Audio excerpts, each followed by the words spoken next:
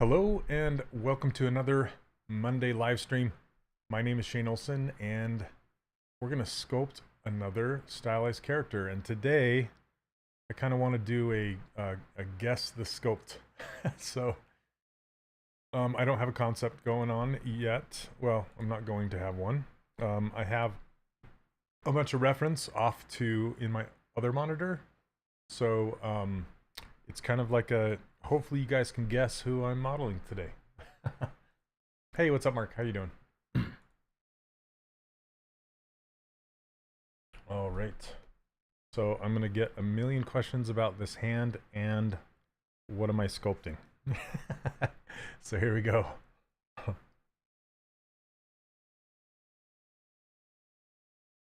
I'm ready for it. Are you ready for it?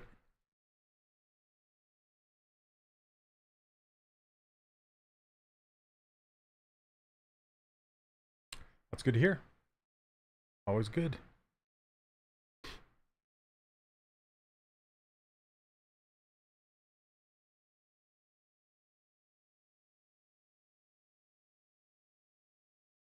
This should be fun. Should be. We'll see if it is or not. Okay. Fill this with, hey, what's up, Brad? Looks like Facebook's down. I don't know why.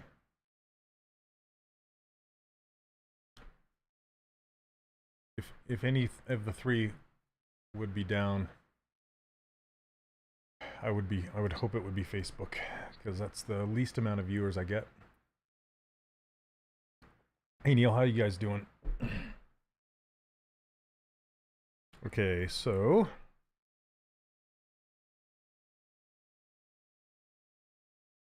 doing what I do, duplicating the primitive objects, shaping them how I want them.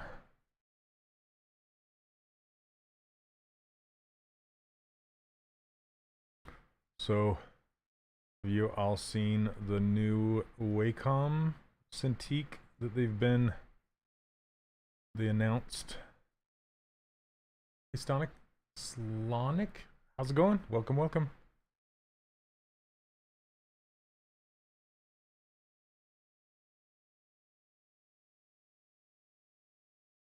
So, as I said at the very beginning of the stream, I'm doing a caricature of someone. I wanted to try it, see how it goes. I always like to do I always like to try new things during the live stream, so yeah, the new Wacom pen looks interesting. Yep. The things that have me excited about it are the buttons underneath. I've always kind of taken issue to hey Tokfan, how you doing? Twitch actually sent the notification immediately. Oh, interesting. First time for everything, I guess, huh? Anyway, I'm excited about the trigger buttons underneath, because I really like the best position for me and my Cintiq. I like to have the Cintiq down in my lap, and I like to hide the keyboard away if I can. I used to have a 24 HD Cintiq that I actually ended up selling to my good buddy Josh Black, the guy that you see me do a bunch of concepts from. Yeah, I sold that to him, and he still has it and still uses it. But I love the built-in buttons on that thing, because I could assign all the buttons to everything I needed. That's why most of my stuff on my user interface is up and available and not hotkeyed, because I don't use many hotkeys. I like to have my Cintiq sitting in my lap so I have good posture. But with this current 27-inch, I haven't been able to do that, so I just have my keyboard on a tray underneath, and that's how I use it, and it works okay. But I'm excited about the new one with the new buttons underneath. Okay, let's see. I need to get a better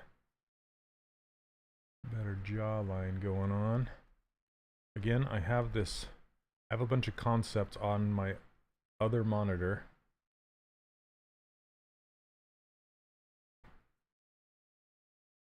I'm just gonna try and see how this goes.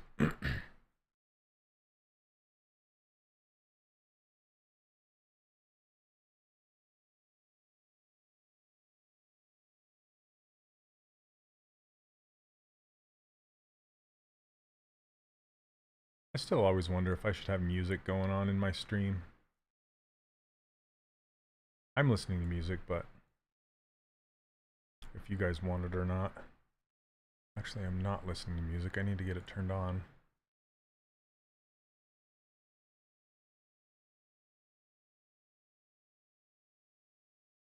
Let's see here. What do I want to listen to today? There we go.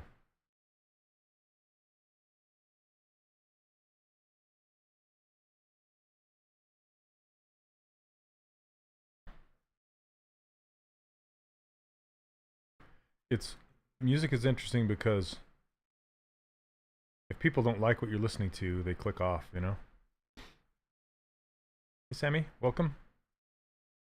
And then you also get the copyright hits, you know, if you accidentally play something that's copyrighted, then it will just silence the video during that portion. I listen to music and force others to listen to. Hey, what's going on, Ian? How you doing? Claw is back. That's right. I like it. Hey, Fanny Pack. You're the first person to ask this stream. I had it last stream. It is, it's a program called, I always forget, Spud Tablet. Working and lurking. There you go. That's all you can ask for, right?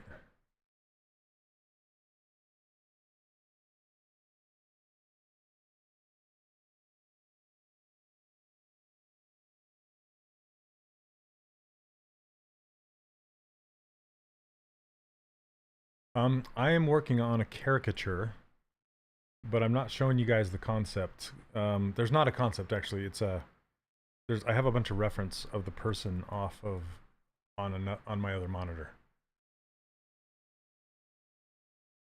Yeah, that's kind of my philosophy. Is people can play whatever music they want while they watch. So if they even want music at all, you know. Okay. Trying to decide if I wanted to, you know what? I'm gonna try this. I like this technique so much the last go around. I'm gonna try it again. And that's making the brow line with the knife brush. I liked it quite a bit. But this time I think I'm gonna separate out the subtool so I can transparent these two and so I can see what I'm doing. Okay, so let's do split hidden. And then I can hit transparent. See, I can see my other two pieces here. So basically what I want to do is grab the knife curve brush and then cut into, well, let's kind of go up like this. And then if you hit Alt twice, 1, 2, it will create a corner like so. And then you can go up and make a kind of a brow line here. Something like that. And then, yeah, which I really like.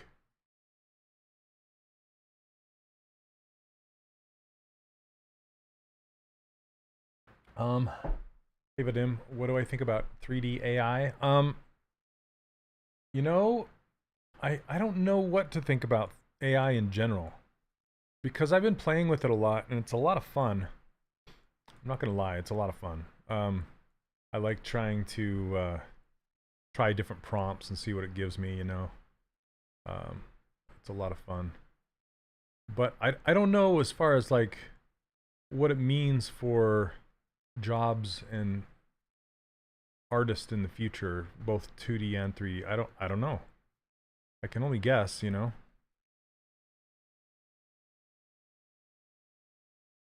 Do I think it will take over artists' jobs? Maybe. I don't know. Everybody gets scared about these things when they don't know. You know what I mean? Like, and it's like video killed the radio star, and it never did, right?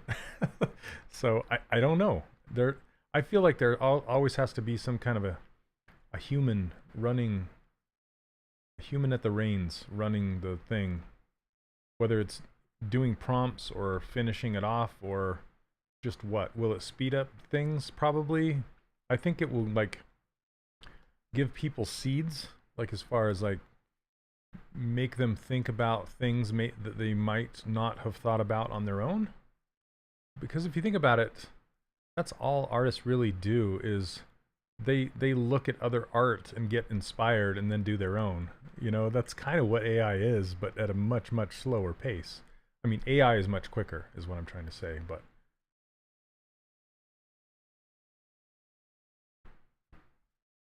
if that makes any sense. Because that's what I like to do, is just kind of study other artists and see what they've done, and then kind of adapt it to my own and kind of mix things. And I don't know. It's kind of an interesting brow line on this guy. It's very heavy, very, very heavy. So I'm not sure that this brow line cut is going to work. I'll probably end up just sculpting it away, but I wanted to kind of start with it and see what it gave me. Okay. But I need to get all my primitive parts in there to start organizing it and moving things around. I may do something similar with the mouth and cut it, because it's a big mouth with, yeah, interesting parts to it. We'll see when we get there. All right. So I think I can merge this back down.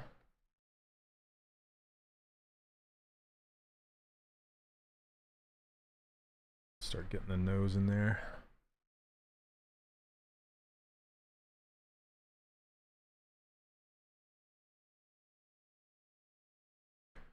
My music's too quiet now. There we go.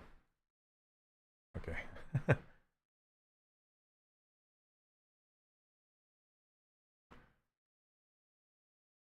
I'm listening to old school 70s rock today.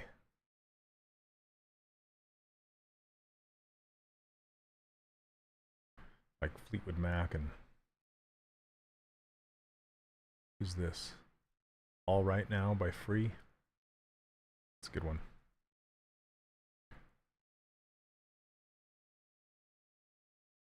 Little tiny nose. See if I can get away with it.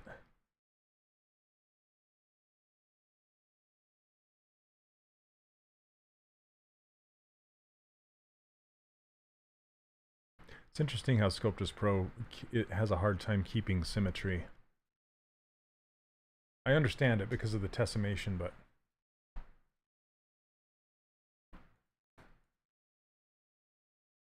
I think AI will be used for more production pipelines and massive conception. Yeah, I agree with that.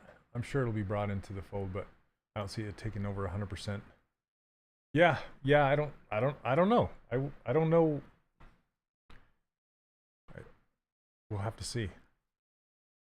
But I do think it will give us leads.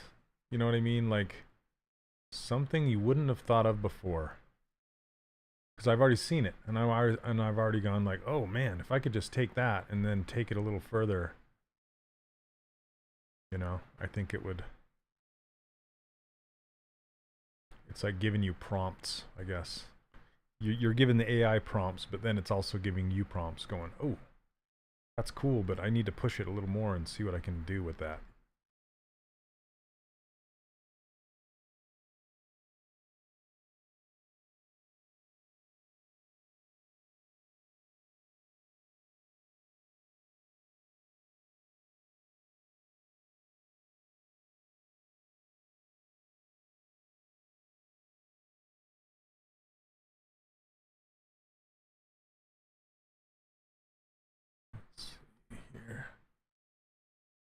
want this nose bridge really small.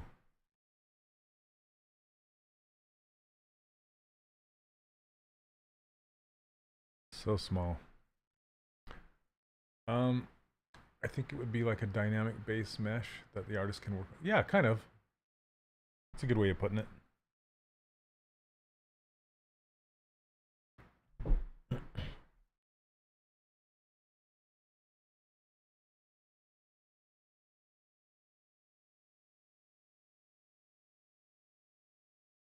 I kind of want to do one of these things.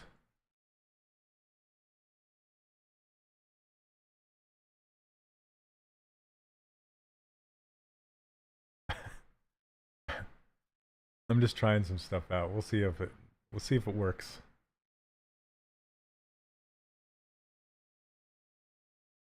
It's very, very heavy eyes, heavy eyelids.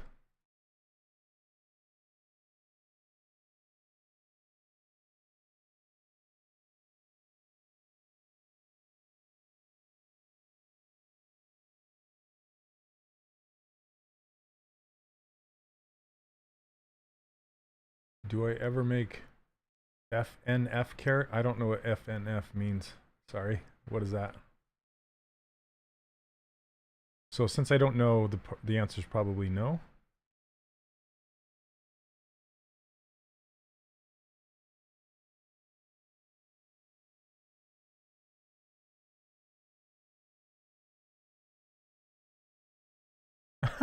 Looking like me. It's not a caricature of me. Friday Night Funkin'? I don't know what that is. So no. Sorry.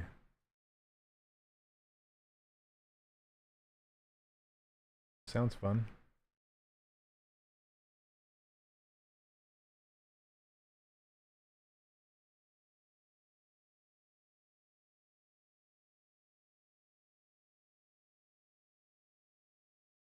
What is that cartoon hand? Very distracting. You're the first person to say that. I was asking last week if people found it distracting or not. But people say they find it distracting at first and then they get used to it. I like it because you can see exactly where my cursor is. And it's kind of fun because that's what I do. I make 3D characters and that's a 3D hand, so it kind of works. I don't know. I like it.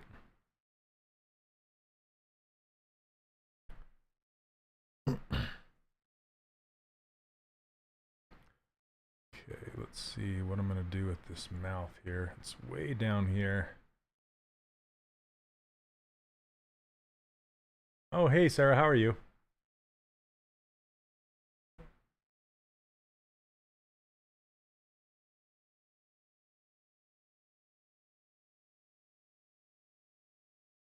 I had a question. Were the Cintiq a must to start sculpting? Or you kind of need... hey, Nathan. So I get this question often. And my answer is always just get a tablet that has pressure sensitivity. Don't try to sculpt with a mouse. Because a mouse,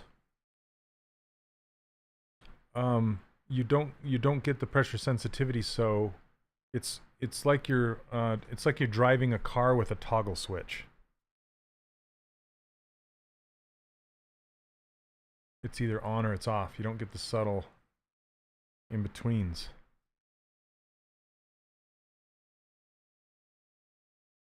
Let's see. Loving the fall weather. Nice.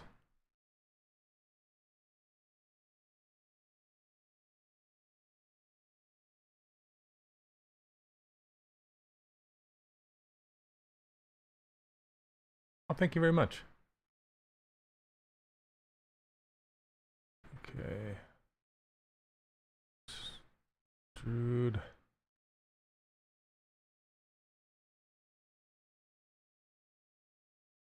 My ZBrush teacher uses a mouse in ZBrush and makes cool professional models. It's possible. I wouldn't recommend it. Because then you're constantly messing around with the intensity up here. Because if you think about it, a mouse is just a click. It's either on or it's off, right? So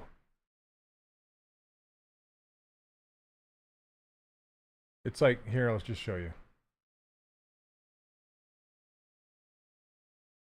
So if you're gonna sculpt like a line in here,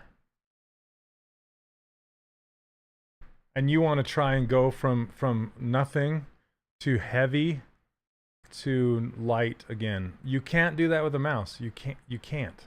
It's impossible.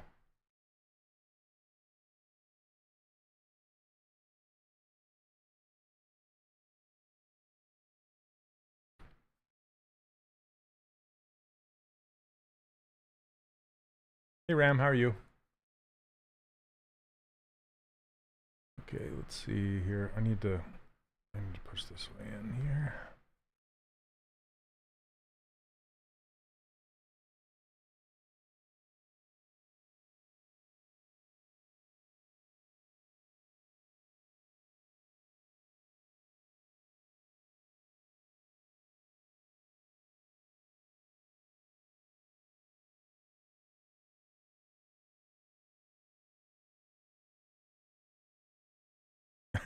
This head looks funny already.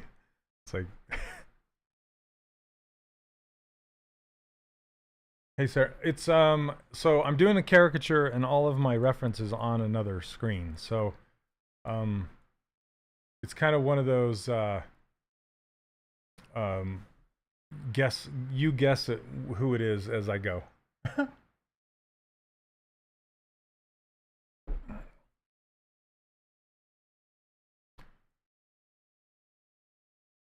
Yeah, again, you can sculpt with a mouse, but why? Why would you want? Why would you suffer?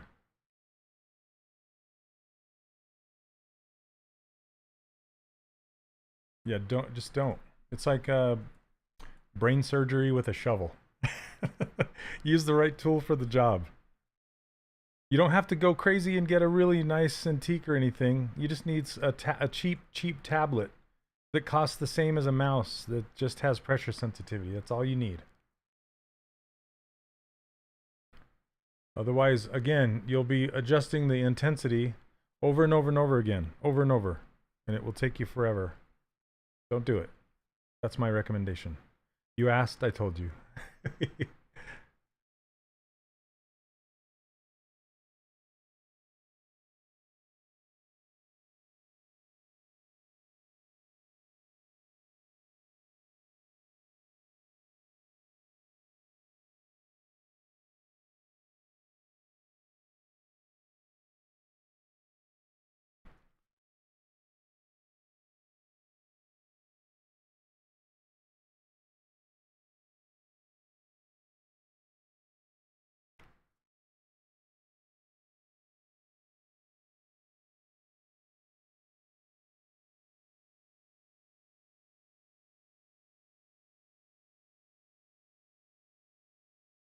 Hey, Edible, I have not.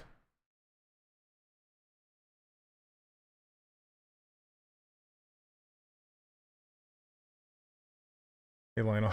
Yeah, seriously, use the tool. Use the tool that meant for the job.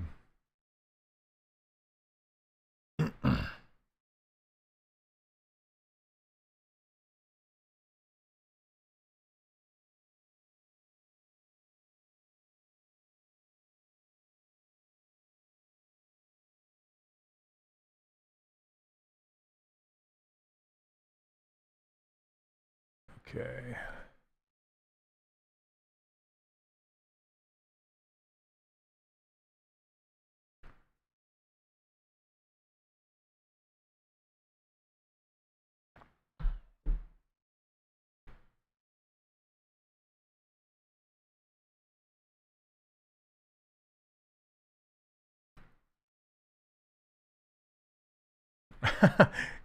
Now you guys are gonna start asking 20 questions.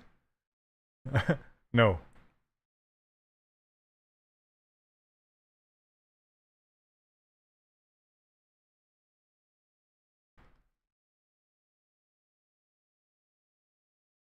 What am I drinking? Just coffee.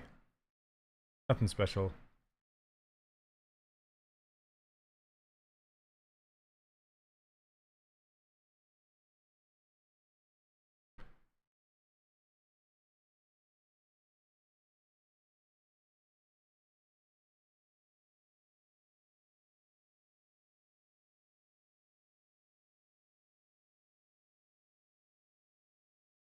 Yeah. Is it bigger than a bread box? Is it green? Is it bigger than a house?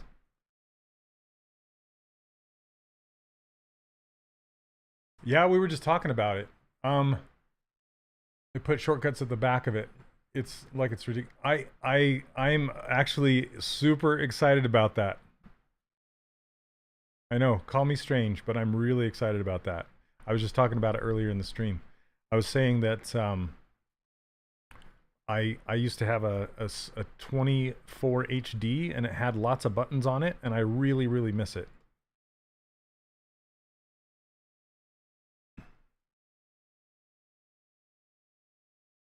Okay, I think what I'm gonna do here. You tried yourself using clay dough, Anna? What are you talking about, clay dough? I don't know what you're saying. Yeah, on the back. So you hold. Okay, like I naturally hold the side of my Cintiq, especially when it's down in my lap, and my fingers are on the back, and that's exactly where the buttons are. So maybe that's just me, but yeah, that's where I hold my left hand usually when I'm sculpting, but or it's down on the keyboard. But if the Cintiq is in my lap where I want it to be, then that's exactly where I want the buttons to be.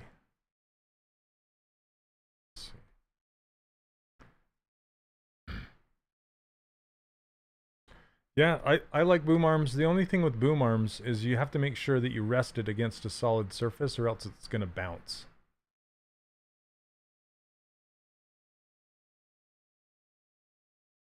Oh, clay. Okay, okay. I think I might have seen that. Yeah. I haven't played with it though. Okay.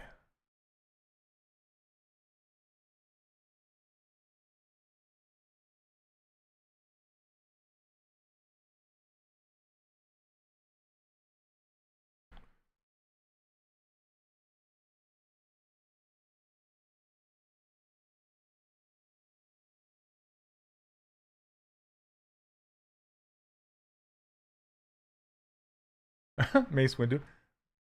kind of looks like Mace Windu, isn't doesn't it? No, it's not Mace Windu. That's a good guess.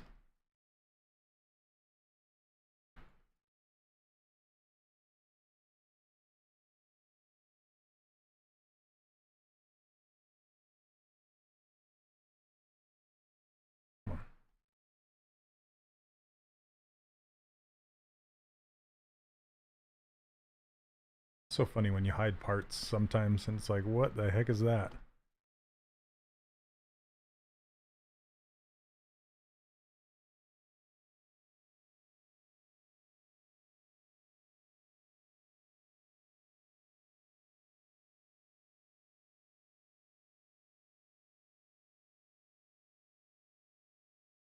Okay. Let's get some eyeballs in there.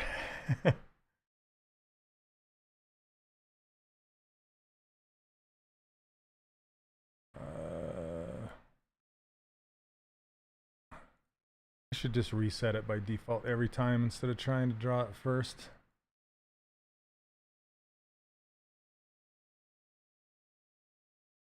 How did I do what?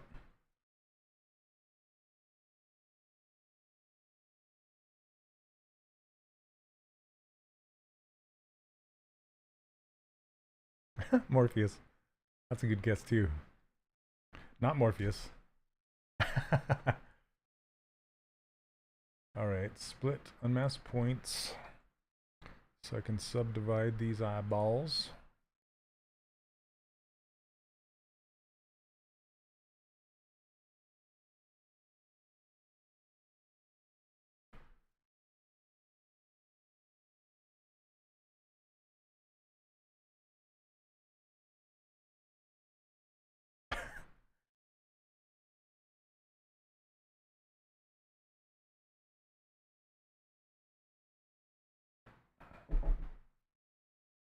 The one thing I struggle with the most with making eyeballs perfectly fit with the eye sockets. Yeah.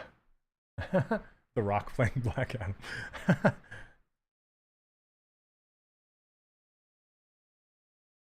I like these guesses. It's kind of fun. Ooh, Miles Davis. That'd be a fun one.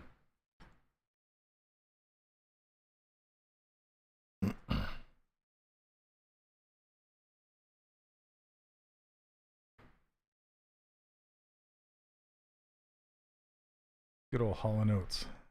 That's what I'm listening to right now.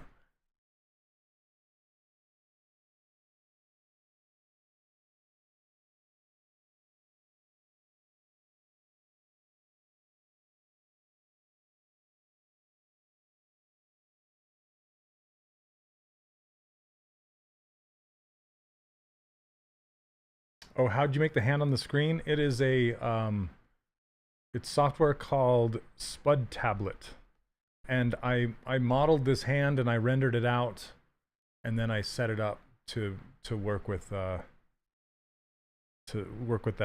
program called Spud Tablet. It's pretty funny.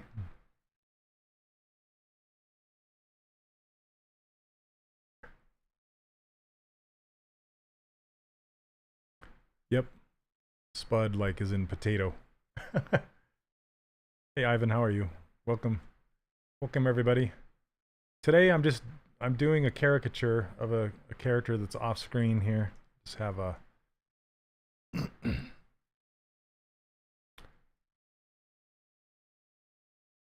bunch of references off screen. Okay, let's see here.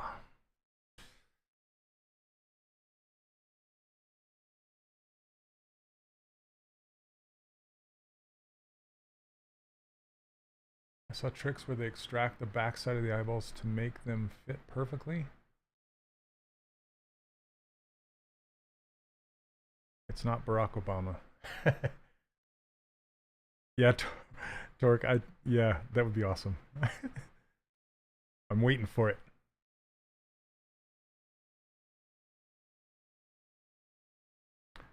You know, let me shape this ear better before I do that.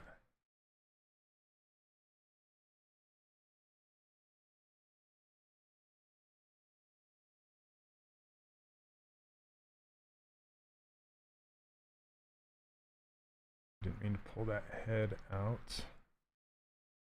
There we go. Just want to make it thinner.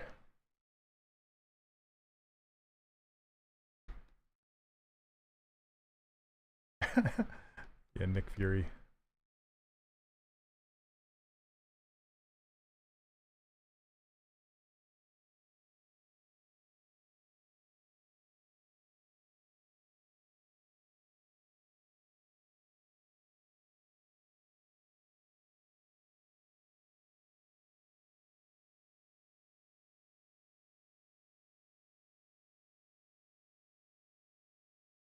Jules from Pulp Fiction. Yeah, these are all good guesses. Not quite. Whoops, this one.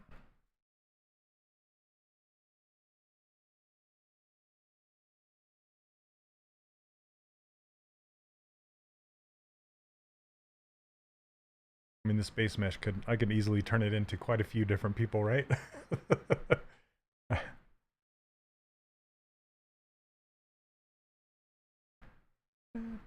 Forward.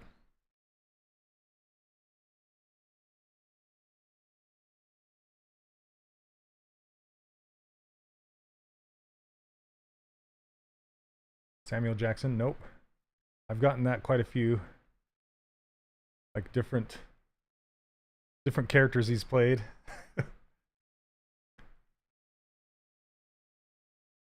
Do you recommend using plugins for ZBrush? I have a couple. So the ones that I like the startup utility, which actually is an official ZBrush plugin that you can go get from their website. And then I like the So Much NPR plugin for rendering. It will do a nice cartoony render, which is super cool. Like that a lot. And that's about it. That's about all I use. Ambient occlusion once in a while, but yeah, that's about it.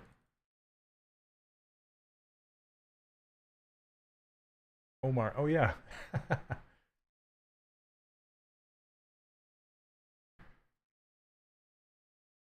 Okay, I think I need to make that nose bigger.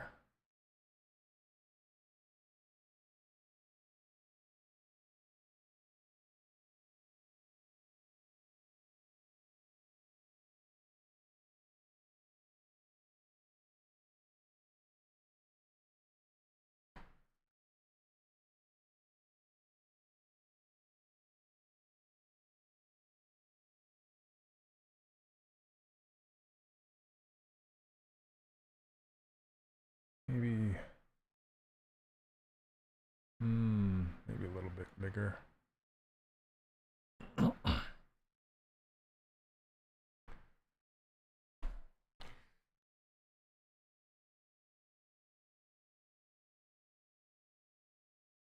I'm gonna save this in case the next moves aren't really good.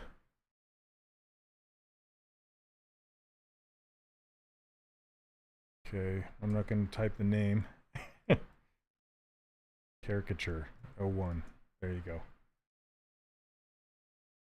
Okay.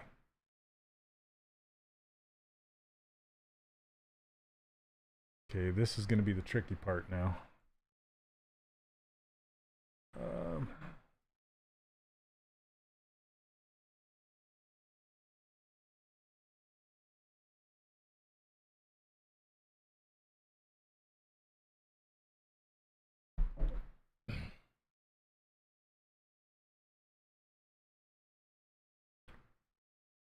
Okay, yeah, thanks, Neil.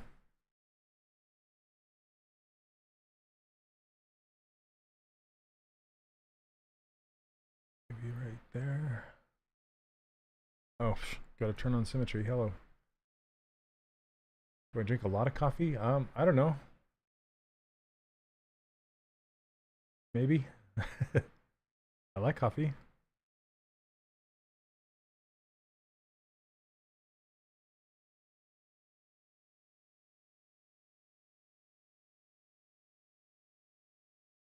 Already? Jeremy, already? I didn't take much.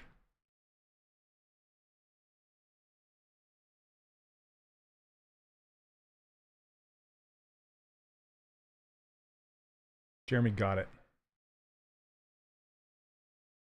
And I'm just like, what am I, 35 minutes into it? Giga Chad. Nice.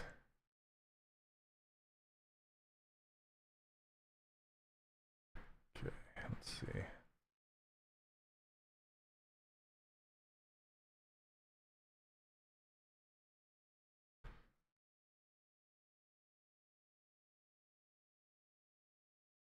What level? Default. Whatever default is, that's what I use. Yeah.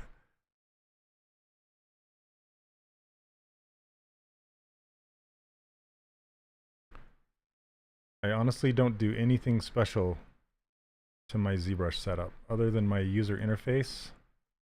That's it.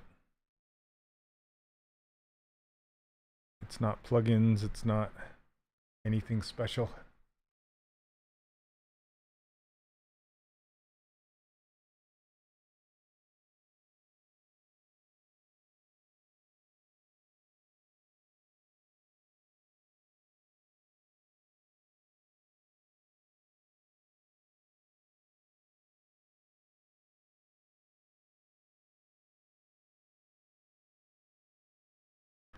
Yeah, hopefully it'll get closer the more I work on it. Gotta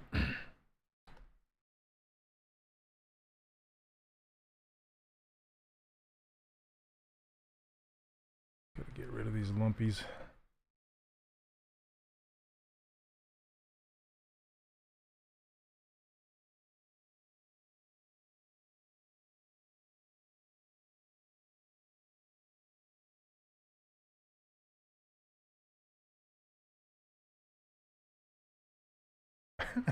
Z Chad, there you go.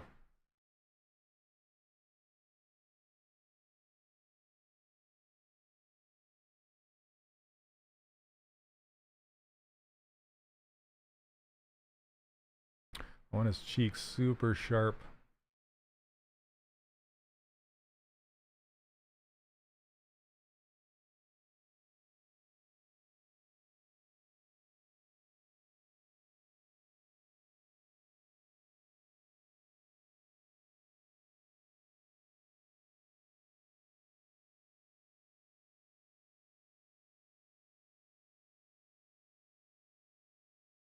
Yeah, a tablet makes all the difference in the world.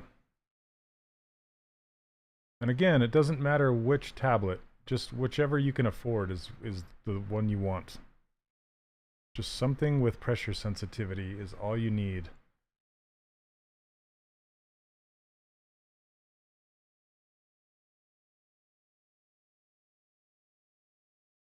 I love the second lines in here.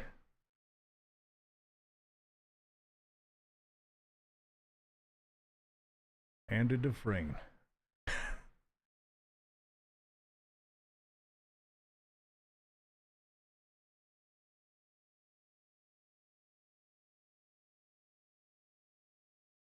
Okay, let's build up these lower eyelids. Trying to decide if I want to do. I'll try something with these because they're.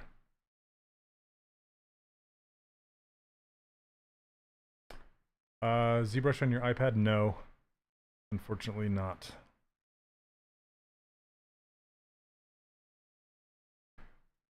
So what I'm going to try is to duplicate these eyes.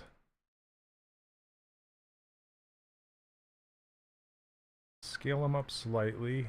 And then use that knife brush, knife curve. And let's see if I can chop this.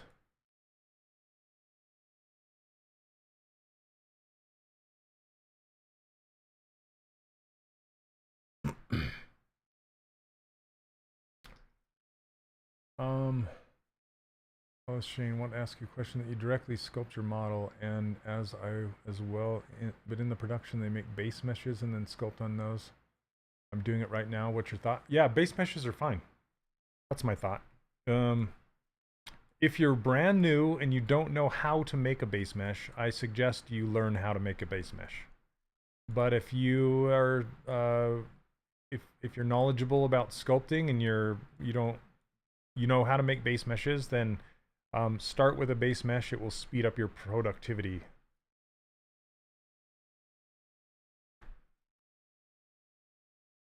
Actually give away some base meshes with my course. If you guys don't know, I actually make a course online called the 3D Character Workshop. That's my logo right here. And I've been teaching how to do characters like this for, I can't believe it, almost, what has it been, 5 years since I started that course?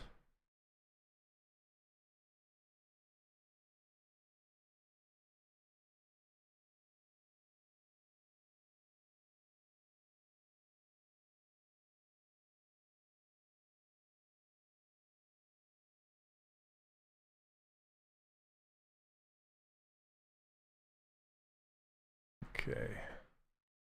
What do I want to do with this? Yeah, I do give away these brushes. These brushes over there. For free. Yeah, I know. Weird to see you making.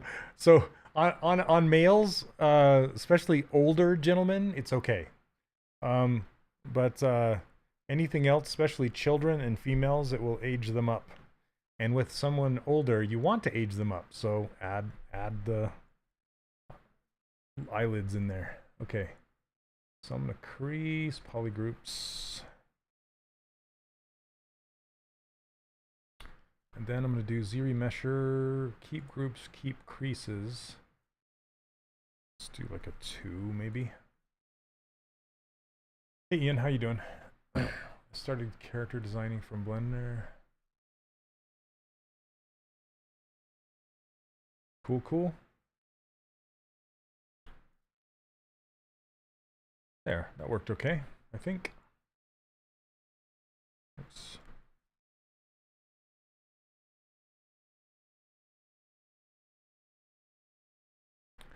It's weird. I can't do a very good. I'd have to listen to him.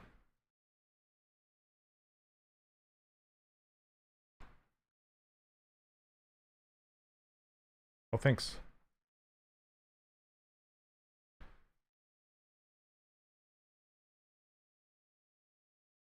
I want to make his eyes a little smaller than they are.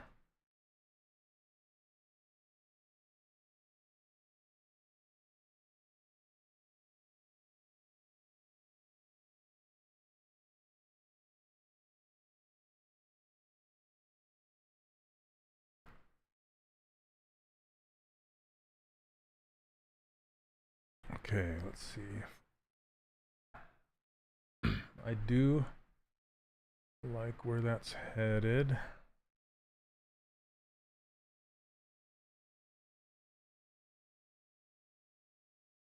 Oh, looks like it kept the poly groups on there, which is kind of interesting, but I don't want them. Come on.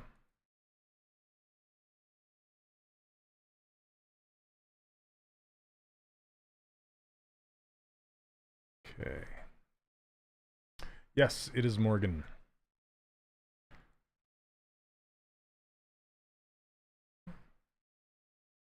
I'm trying anyway. Trying to get it to look like him. Okay, pull this down. I don't want him to look angry.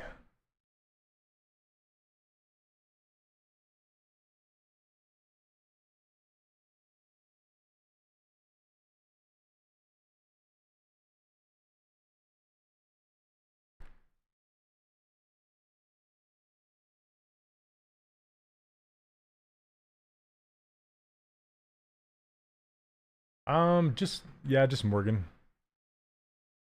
Just him. I have a whole bunch of different images up looking at him.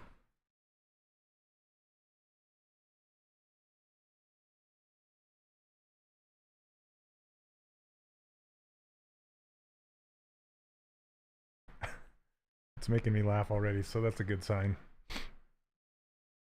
I want to cut his forehead down though. Slant it. Hey Leonard, how are you? Well, I'm glad you did.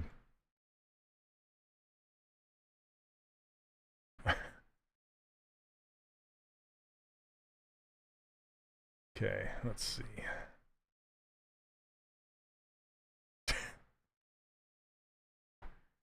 Cracking me up now. Okay, let's see.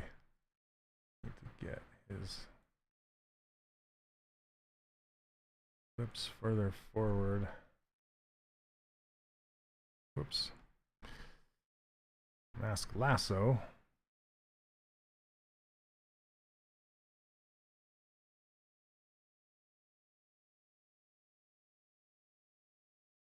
You can tell it's working when it starts to crack you up.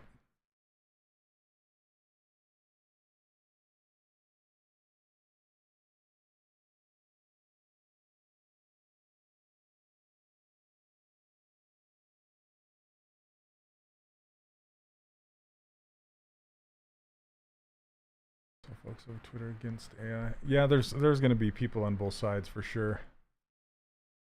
Me, I was talking about it earlier in the stream. I just feel like whatever helps, you know. And I feel like AI stuff gives people ideas. And I don't really have an opinion on it quite yet, as far as like, is it going to take over the industry or whatever, you know? I don't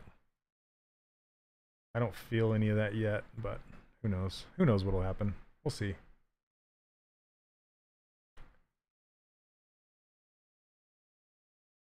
Yeah, I kind of feel like it will help artists more than hurt. It will help them get ideas and get a lot further in a lot shorter amount of time.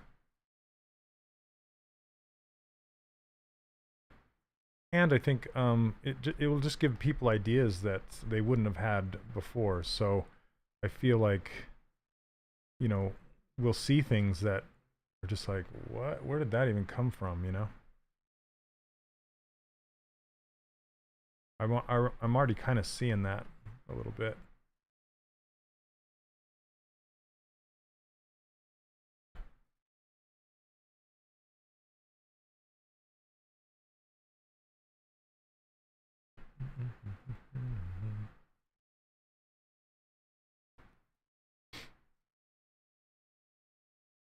Help in the early stages, help artists. Yeah, I yeah, because so far what I'm seeing, it needs it they definitely need some work after they're done.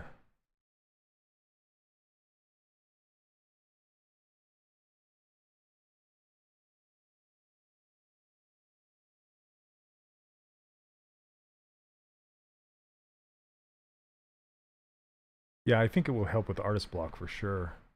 Just get yourself some ideas flowing, you know. It's like, oh, I wouldn't have thought of that. Yeah, thanks AI. And then you take it and then change it, update it, get it figured out.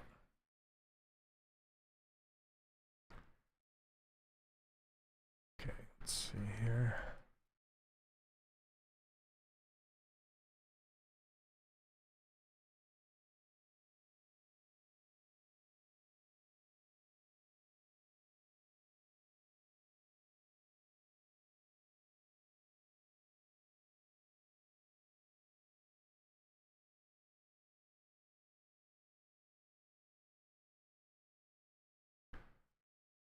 Get this little, he has a very prominent like valley right there.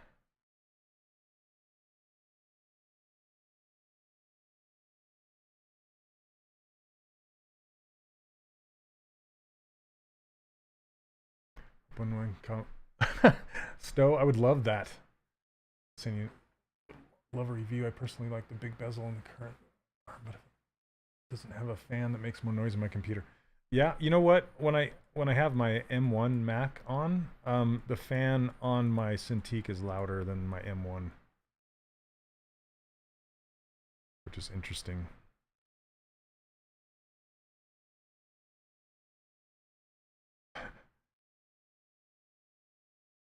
Okay, need to make his chin stick out and be a little more round here.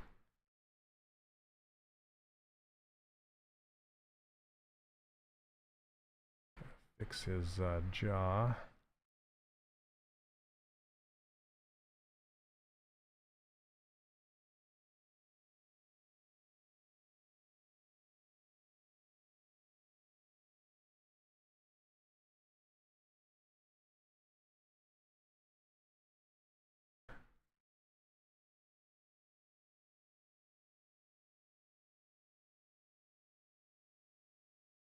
It's too pointy of a chin.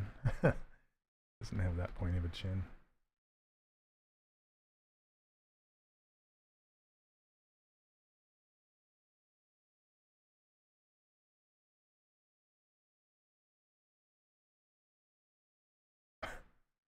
Okay. Oh man. Too funny.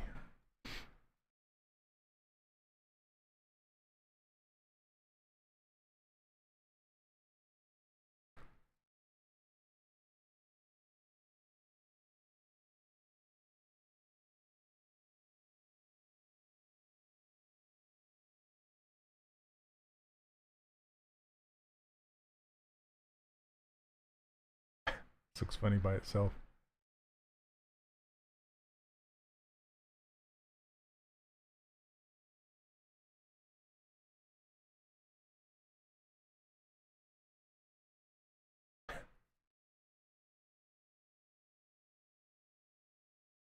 Got a Huey on 22.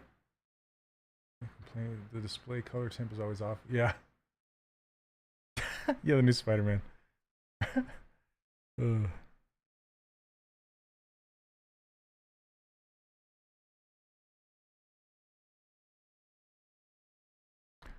Lighter.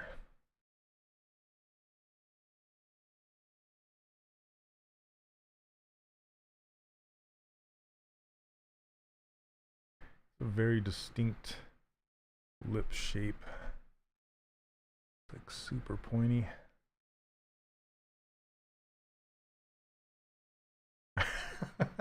There you go.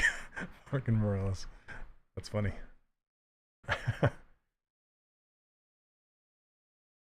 And there I was, flying through the air.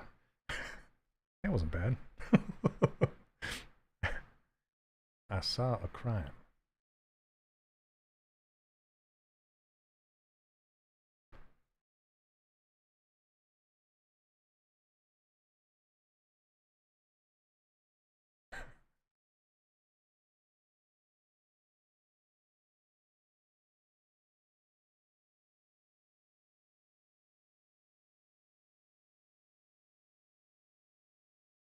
He's got a very fun face, that's for sure. Hey, Mr. Fun Face.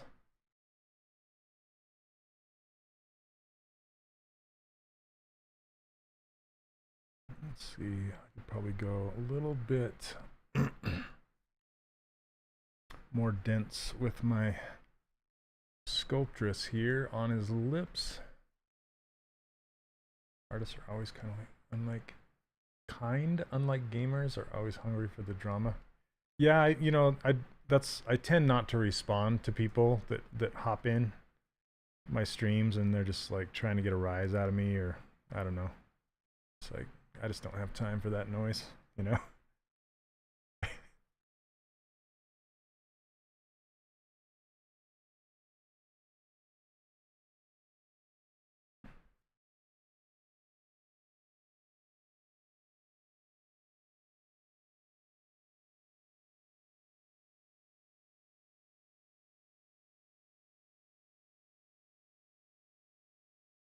That's okay.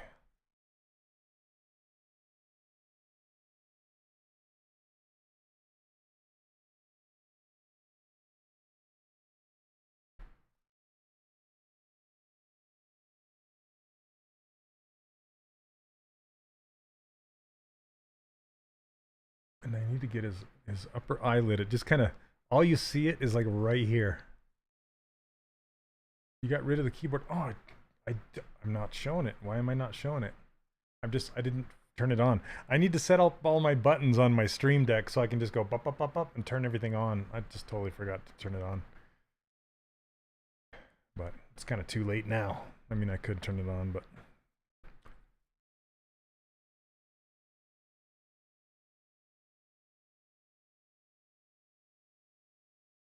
Okay, this will be a little tricky. I need more resolution up in here as well.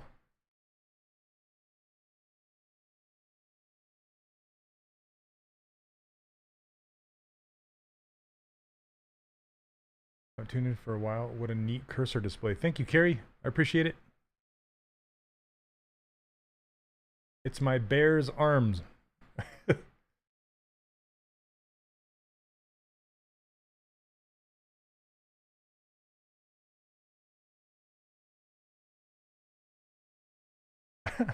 Next channel.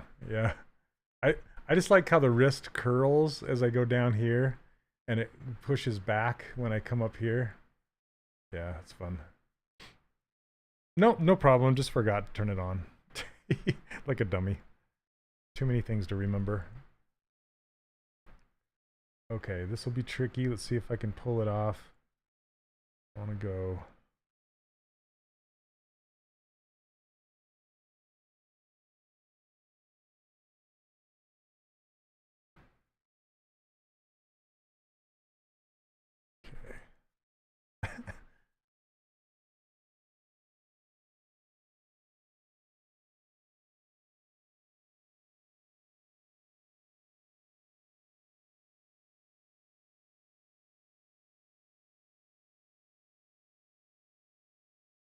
Thanks, Henry.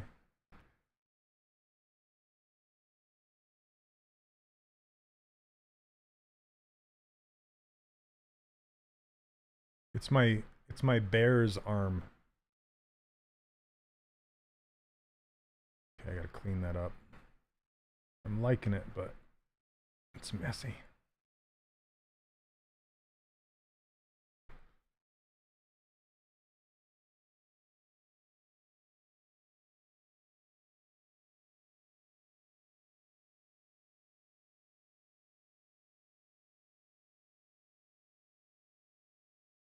I'm just working from photos. Like just a pure ref, just a bunch of pictures I found.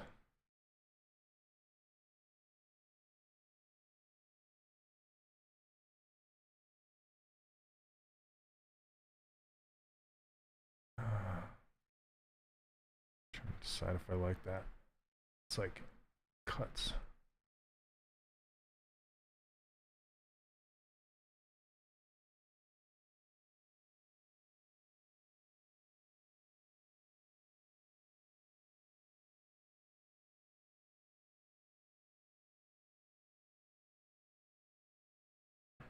To learn a stylized character, is it necessary to learn human anatomy? If you were going to be sculpting stylized humans, yes.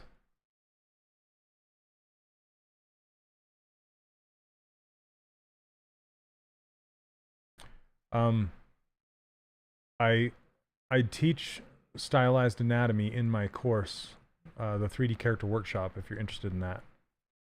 Just 3dcharacterworkshop.com. You can find more information out over there. Oh, thanks, Sarah. Have you done traditional sculpting before? Not very much.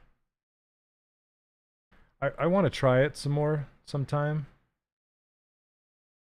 I have a lot of friends that do traditional sculpting, and I'm very inspired by it. A lot of my a lot of the people I look up to are traditional sculptors, like Jerome Rampton, Damon Bard, and Kent Melton, Michael DeFeo. The list goes on and on. Darren Marshall. They're all absolutely incredible sculptors. They're all traditional. Some of them do some digital sculpting as well.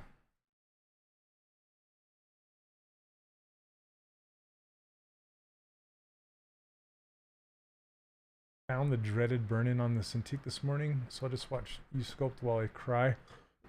Oh no, that's no fun. Hey Andrew, do you stick to one smooth brush? For the most part. Sometimes I'll need more smoothing, so I'll switch to the smooth stronger. But yeah, for the most part, I just stick with one. I need to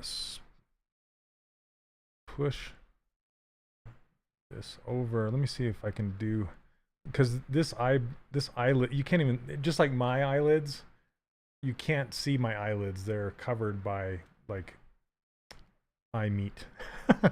There, I said it. Okay.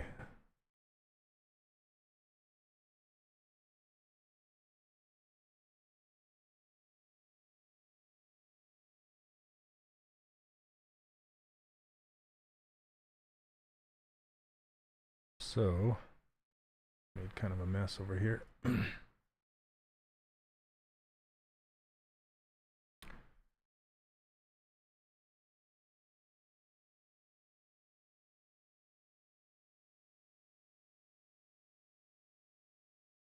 gonna have to clean this up, but that's more like what I'm looking for.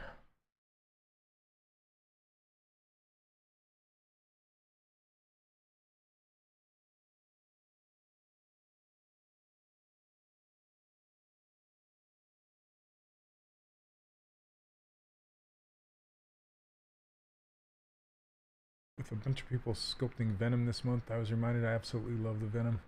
I think you did for Infinity. Yeah, I did work on that Venom.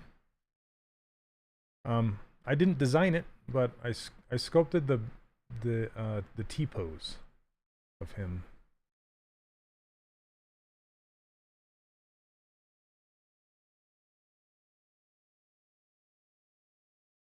Is 3D character art harder than environment art, or it depends on what you prefer?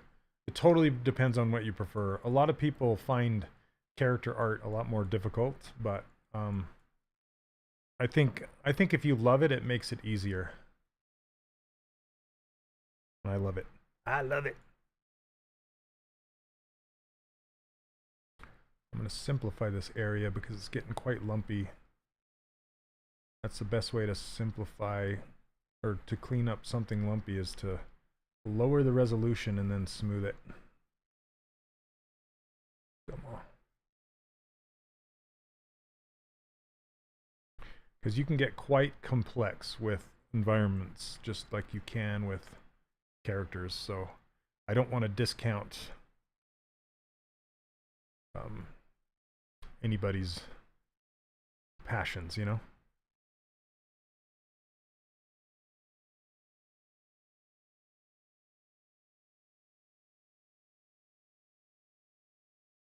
I really want... Let's see if I can... I've been using masks more and more lately. Just because they give me the ultimate control. And I want this fold, this mouth fold, to go over the top of the mouth.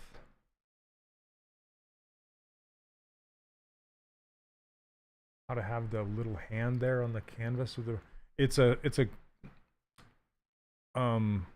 software called Spud Tablet is what I'm using. It's just an OBS overlay.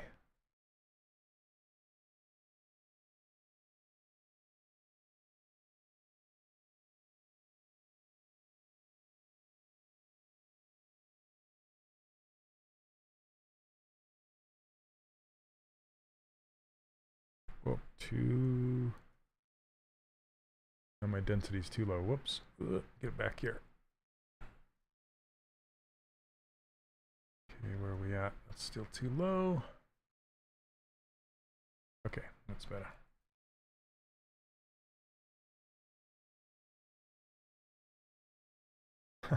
There we go. Alright, let's get his ear done. I'm an environment artist at my studio. I do stylized characters on the side for fun. I find character art much more challenging but more rewarding. Interesting take.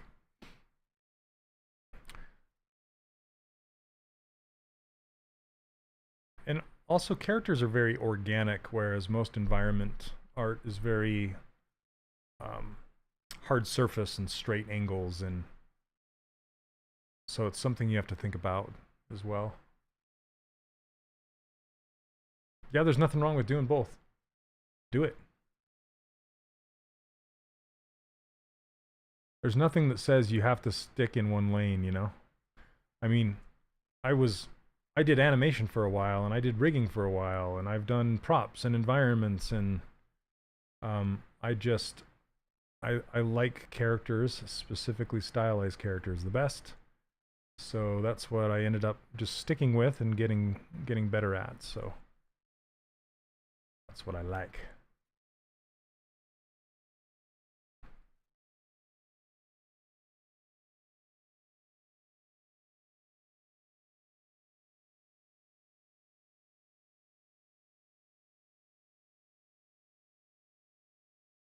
More. Okay. It's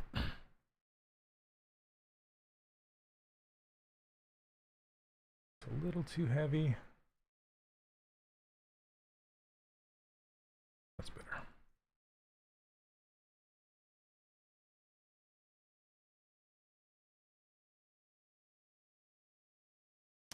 Did you work on rigging influence your character artwork flow at all? Yes, it did. Honestly, animation probably influenced it the most, because I learned how to pose characters and a lot of storytelling through motion and things like that, and that really helped out a lot.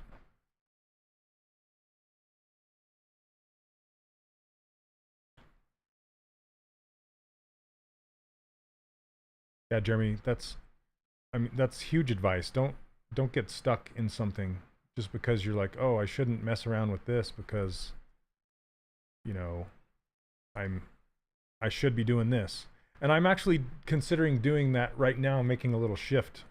With my course, I want to shift into specifically collectibles and 3D printing and moving away from game characters.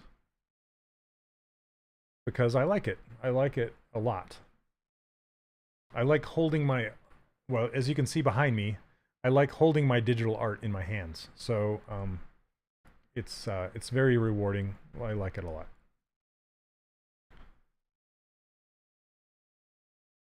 And with game characters, there's just a lot of technical work involved. It's rewarding as well, especially when you see your characters being moved around, you know, running around inside of a game engine. It's really cool.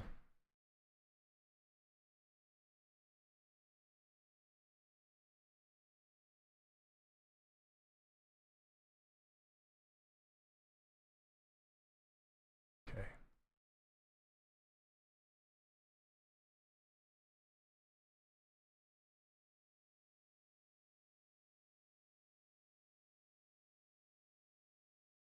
People say, what's your favorite brush? And my favorite brush is the Move brush. Hands down, by far. I always thought about doing a sculpting challenge where all you could use is the Move brush and see what you can do with it. Moving and masking. That combination, you could basically make anything. There's plenty of game character positions out there, but you usually need to be pretty elite to get a job doing it. Again, video games, yep, for sure. Having worked in an environment, there's one challenge there. It can be difficult to have a whole environment that is yours. Well, you know, that's the same with characters. I worked at Disney Interactive for a long time, and there were some characters that I would get to do the entire thing but a lot of the times we would, you know, we would pass it, and multiple people would work on the characters. So it's not like you wouldn't get 100% ownership or anything.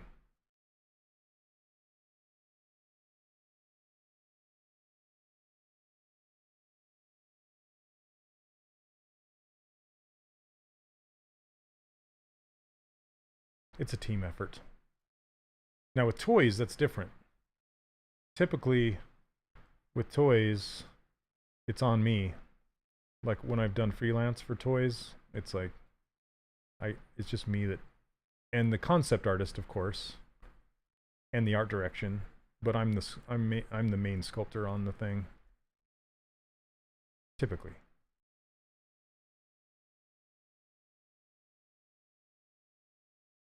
What do we got? Okay.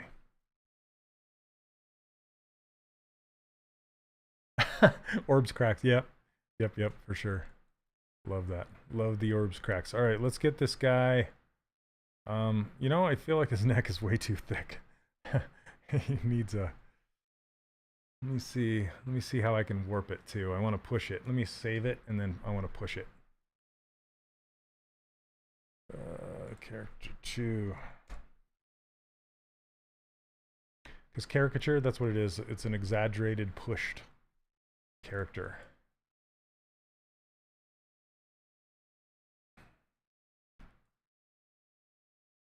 Okay, but let's get his hair in there just to blocked out at least.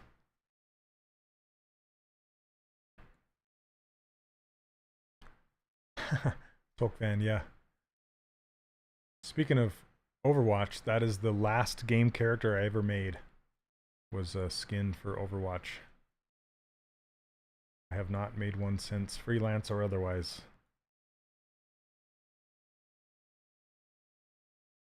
And I don't want to say that the reason why is just because I got too busy with my course and teaching it.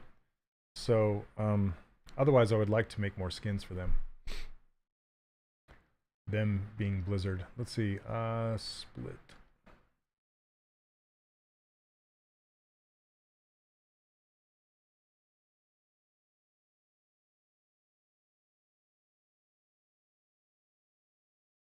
I don't want to go too high with his hair.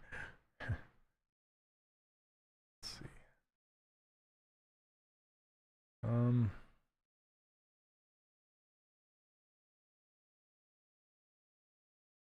More geometry.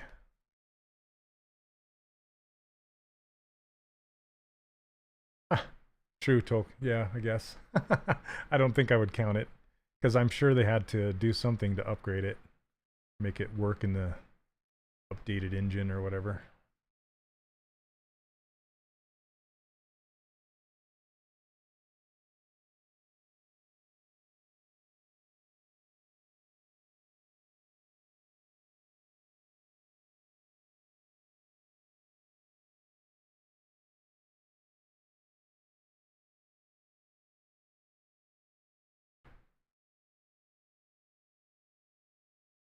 Ooh, that's too dense. Too dense.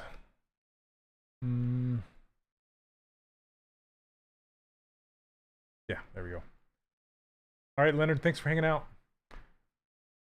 What? New baby coming. Nice, nice, nice. Congrats.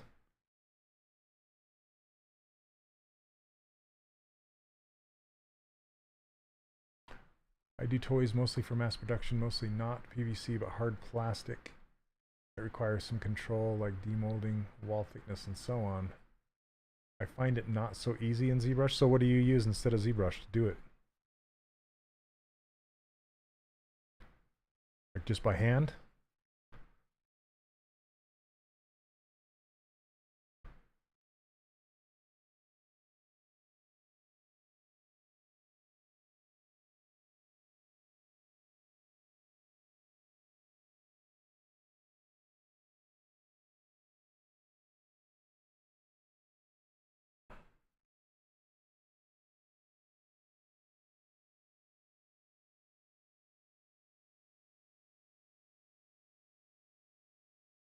Let's see here. More volume.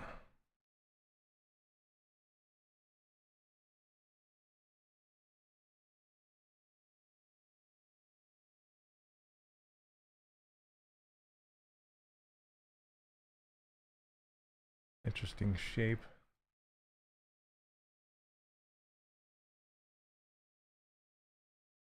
Miguel, it's going well. As a 3D generalist, you'll need to be flexible with many pipelines and processes, able to match a style and receive feedback for sure. That pretty much sums up any 3D job.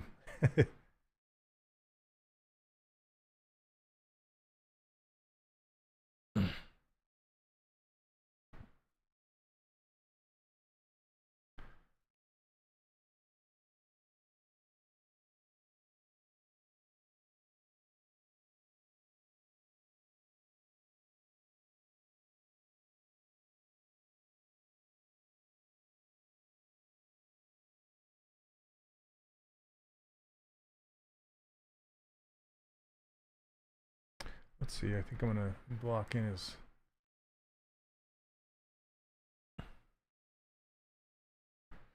All right. Let's get some color on here.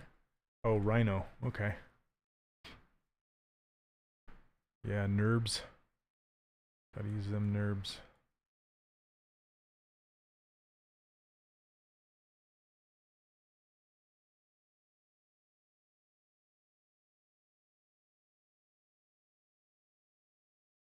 Have I tried working for Disney? Yeah, I worked for Disney for 10 years.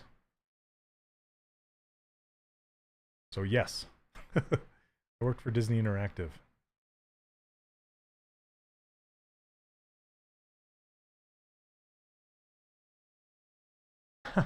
McMahon, thanks. I want to pull this whole muzzle forward in space.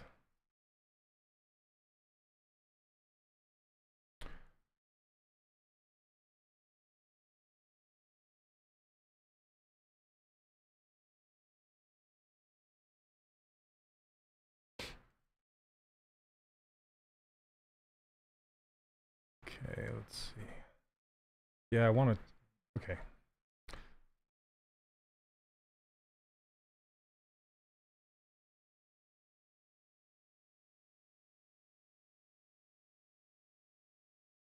I'm curious what shows?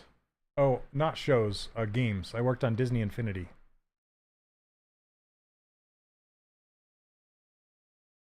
think that might have been my cousin's department. So, well, I'm in Utah, so if he worked at Avalanche, then I probably worked with him. But if he worked in California, probably not. Am I using reference? Yeah, I'm using a bunch of images. Just pictures. Photos. Okay, let's get some color going on in here. Second.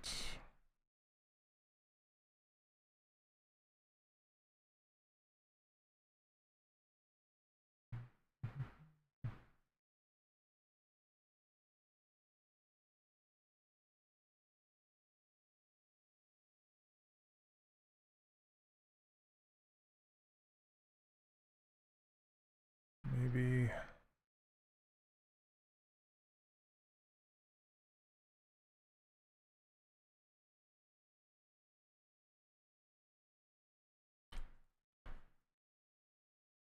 Lighter, lighter, lighter. Here we go.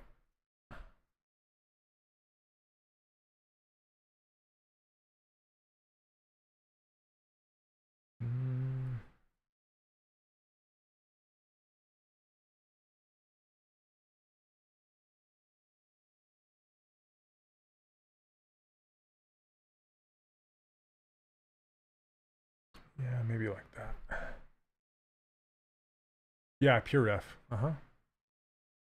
And just Google Images is good.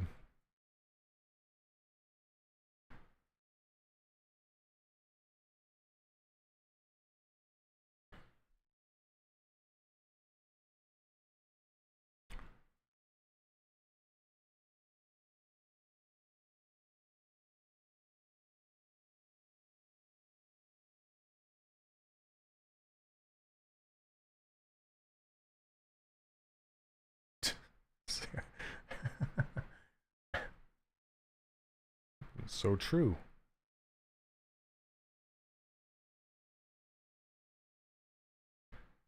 Okay.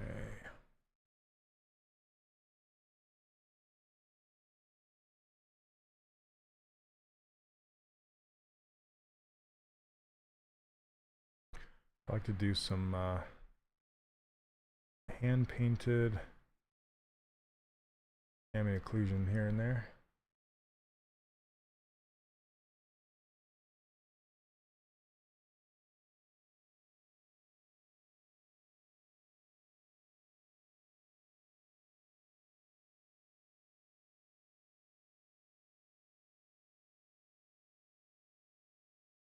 Oh, thanks. There's some... Okay. I gotta fix this.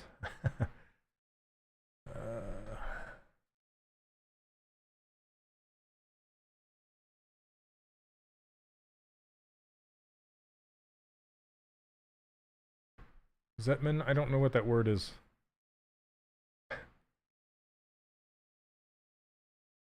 Sorry.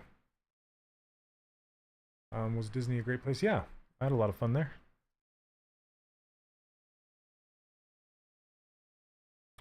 Let's do some warmth.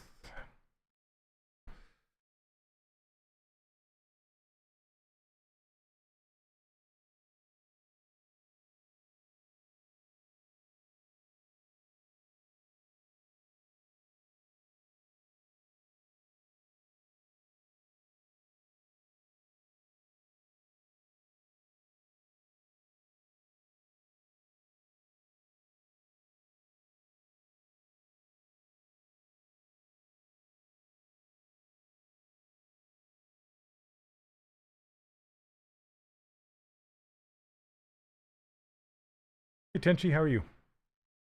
Doing good, thanks.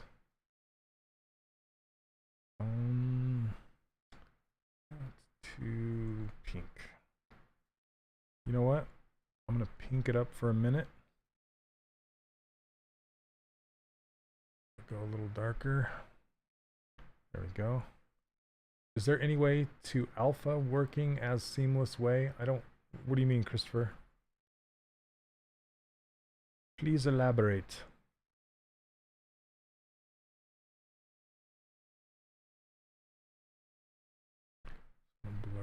edge.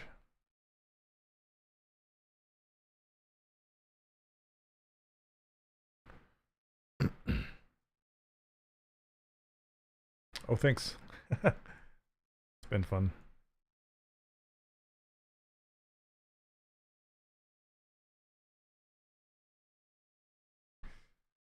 Let's go darker.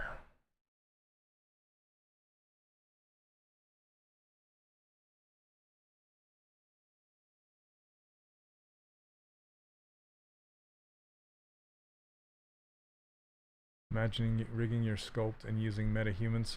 So I'm thinking about doing a VTuber thing. His eyes are creeping me out. Hold on a second.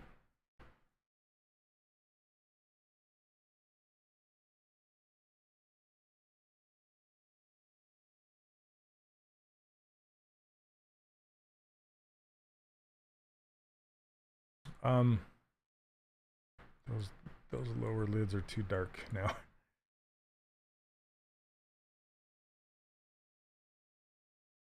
There we go.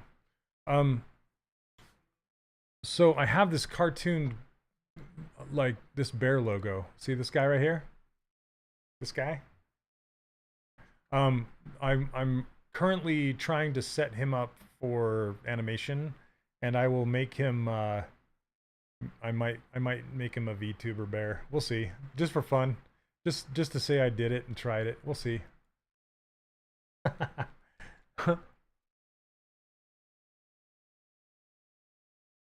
I know those dark eyes. I'm like, no. Stop it. Stop looking at me. Okay, let's give him some eyes actually. Super dark brown. Are you gonna make it a lesson for the course? Probably not. It's just more for fun than anything. What the heck? Okay, what was I on?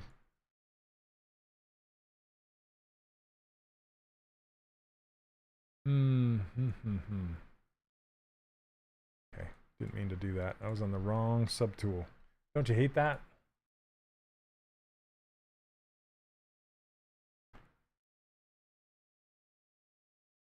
Hey, Steamworks, how you doing? Welcome, welcome.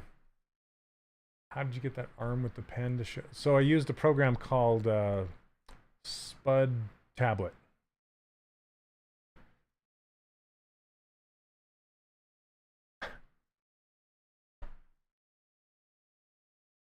One second. Okay.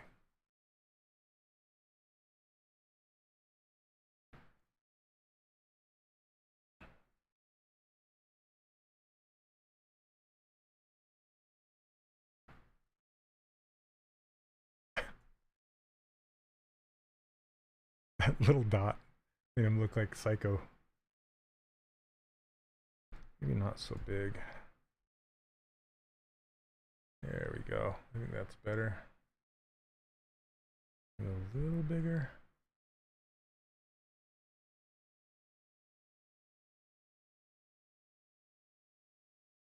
Okay. Now, looks like he's staring up into space. I'll pull him down a little bit. Did you join the Sculpt Off of 2022? I did not. I don't know that I'll do it this year. I was a judge last year, I think. Was it last year? Can't remember.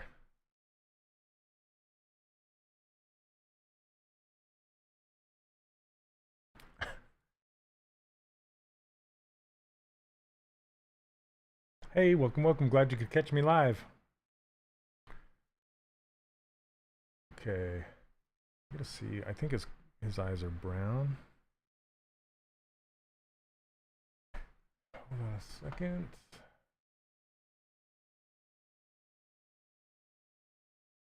Yeah, brown.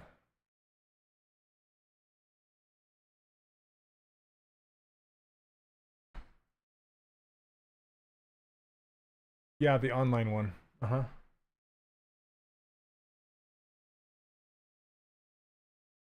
Okay. Now I can do a masking and mask by color.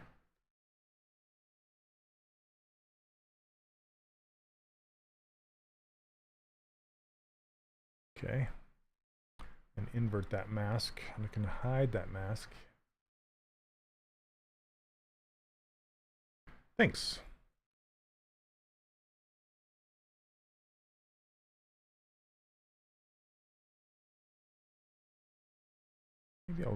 Maybe richer color.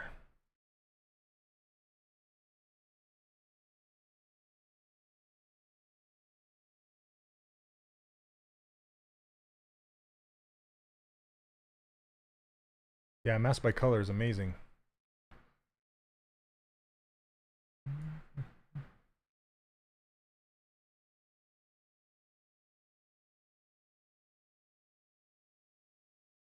Last year, was it, Neil? Like, I lose track of time so easy. It's like, who am I again? Hi, Miguel. Thanks for hanging out.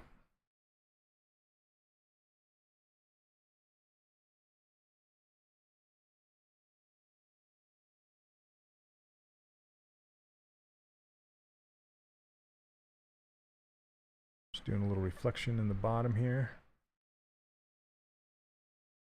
Yeah, total art brain.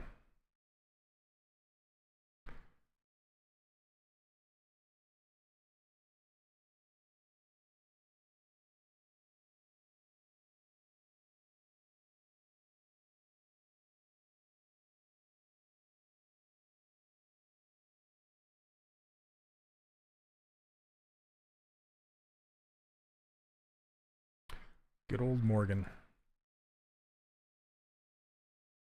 Okay, let's give his eyes some sheen, shall we? So with this, you just pick, with my paintbrush, I just pick material right here. See, I love this bare hand because you can see exactly what I'm pointing at. You know, if that wasn't there, you'd be like, what is he pointing at? Okay, so I have a material called ZBrush Eye Reflect right here. And then if I just fill just the eyes with that eye reflection, and then I just switch it back to skin shade 4, and it remains in his eyes like that. Makes it look like his eyes are reflecting.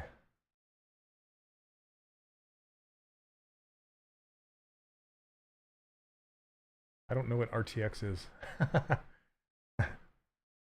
I can also use toy plastic. It comes with ZBrush. That works just fine too. I need to give him some eyebrows. He's eyebrowless. He's got just some light brows going on.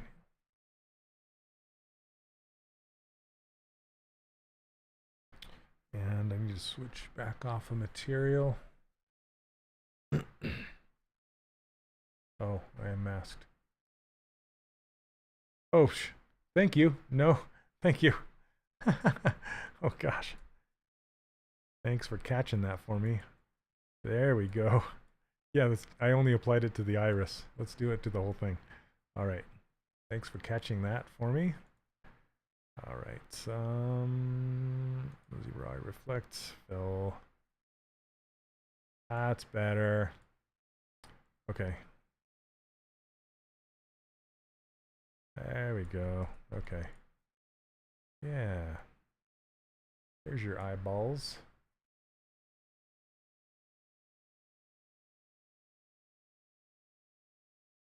Okay. Let's give him some eyebrows.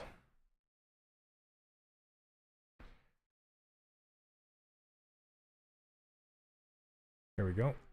If you see me clicking on and off this, I'm just looking to see if which subtool I have selected. Man, he's looking pretty red on my upper monitor. My lower monitor, he's looking a little less red. I don't know which color is correct. Sometimes masks are too shady that we forget about them. I actually had it hidden, so which I learned from Cricut. Control H will hide your mask. And I had mine hidden, so I totally forgot about it. That's what happens. Okay. Let's see what his brows look like. They're pretty sparse, but they're there.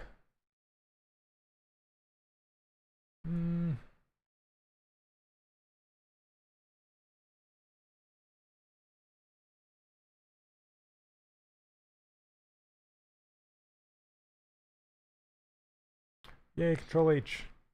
Thanks for teaching me. Isn't it great how much eyebrows add? Okay. They're quite gray, but they're darker than his hair.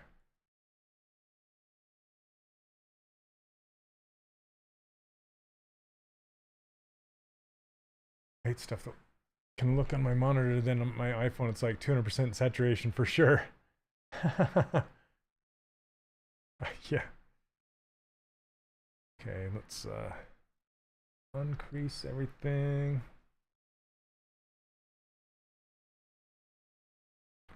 And let's lighten these guys up a bit.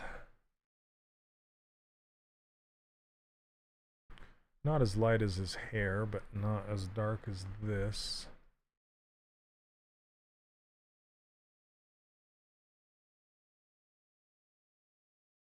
Maybe. And then taller. I want him taller.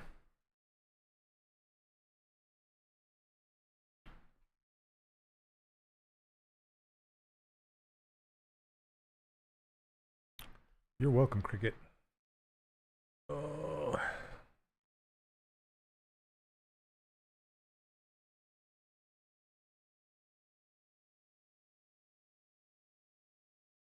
Thanks, it's a lot of fun.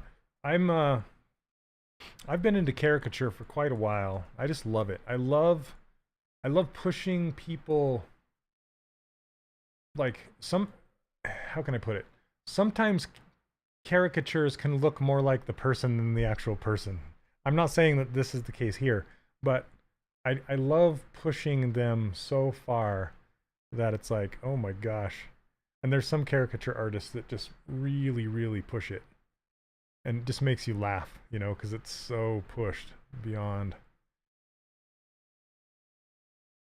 And then especially, it's just fun to get these cool face shapes, like these heavy, big eyebrows, you know, they're so big and heavy.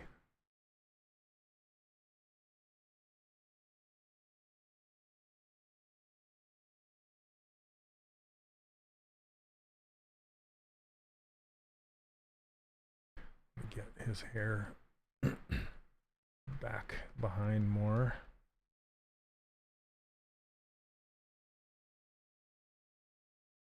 His hair isn't, I think it's too much volume is what's going on here.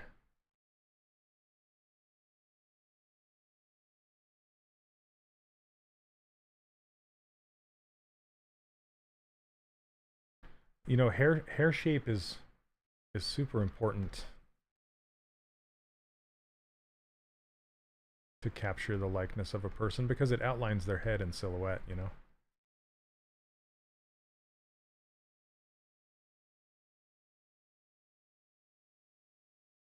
See, I like what it looks like from 3/4, but from the front it looks too much like that dude from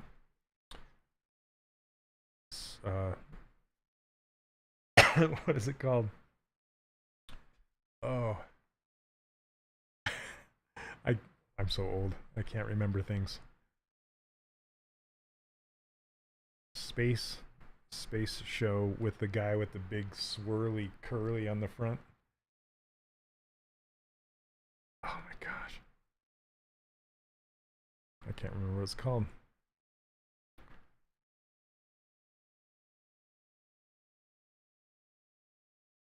I can't even remember the actor's name that's in it. The dude from Die Hard. Caricature dramatizes the features, but I'd also be worried about bringing the people's insecurities, like big forehead, big. Yeah, it's true, but when doing caricatures, You have to lean into the things, make what's big bigger and what's small smaller, and yeah, it does play into the insecurities for sure. Um, but that's why when you caricature celebrities, it's less of an issue. I think it would be more difficult if you're actually at an amusement park trying to caricature people. I think that's why they lean more into the tropes. Yeah, Fifth Element. Thank you. Gosh, no, Red Dwarf. Yeah, Chris Rock and Fifth Element. There you go. Thank you. You know, like from the front, he's got that big swirly. Anyway, I don't want it to look like that, but from the side, I do want it to puff up quite a bit, more than it normally would. Chris Tucker, not Chris Rock. You're right, Chris Tucker. Thank you, Brad. Chris Tucker. That was a great character. Maybe if I even this out a little bit more, it works better.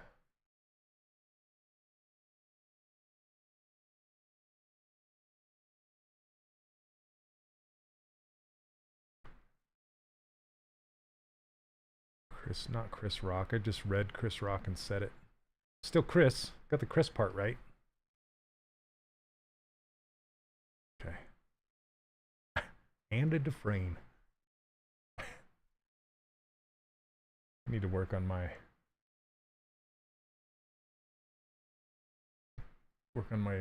Morgan Freeman voice. I'm trying to decide if I want to give him facial hair. In most of these, he's got it at different lengths. So I probably will. I think that'll...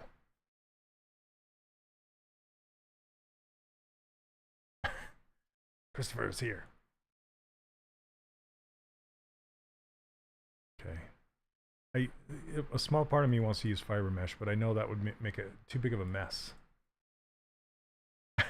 Yeah, I wish I could tell you. I can't do it. I go into... I have to listen to it first, and then I probably could. But just trying to pull it out of nothing. Okay. But I wanted to take this... Yeah, I think I'm just gonna try a little bit of facial hair. Chris Tucker was in Fifth Element, and that's who I was thinking about.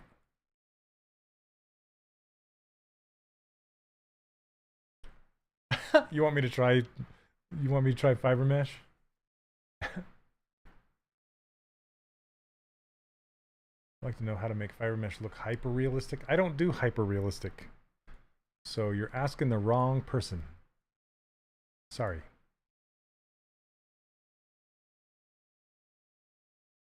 I'm thinking about making it be able to 3D print. That's my goal. I want to 3D print this guy. If I ever want to 3D print this guy, he needs to be 3D printable. Yeah, let's try it. Okay.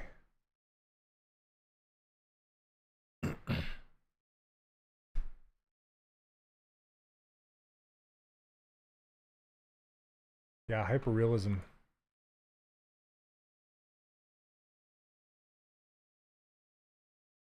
Yeah, I'm a stylized person. Do people use fiber mesh for hyperrealism? If so, hats off. Yeah, fiber mesh is like herding cats. Sometimes it's kind of difficult to deal with. I found a few favorite slider things that I like to use, but that's about it. Hey, Francis, welcome back. How you doing, man? All right, we're going to try making 3D printable fiber mesh, and it's going to be a nightmare. Here we go.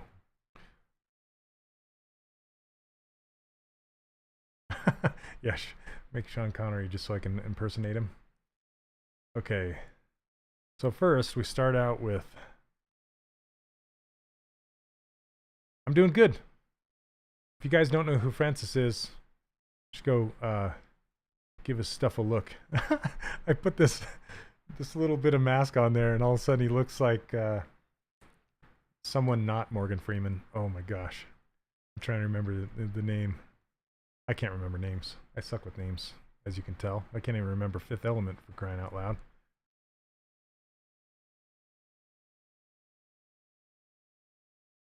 So Francis makes easy remesher. Somebody was asking if there's any ZBrush plugins that I like to use, and that's one of them. Hey Francis, I think can you post links, or maybe Neil can, posting links in I don't think you can post links in YouTube. It's very finicky.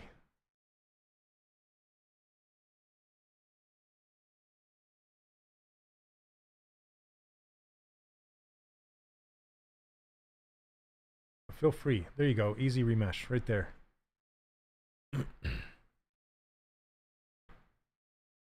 And then I was 3D printed. I can't do it. I can't. I can try. I'll keep trying.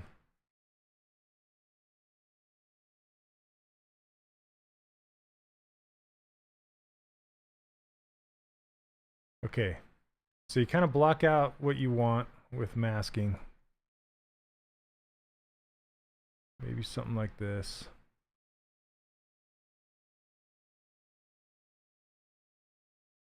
I think I want to bend it up though, like this.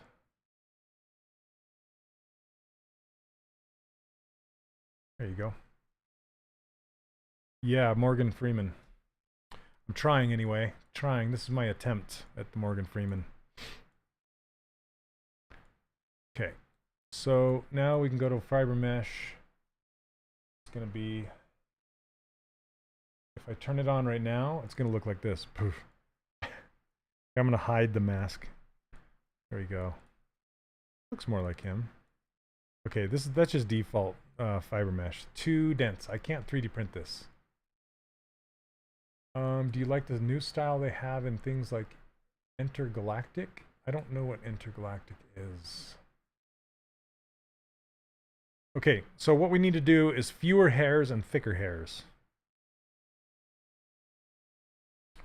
So if we open up our modifiers, I'm going to crank up the length a little bit and then roll down the max fibers so there's very few of them. And then turn the profile up to 4, and that just means it's 4-sided.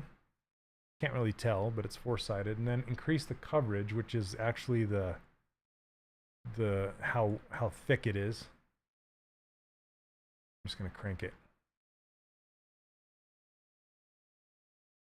All right.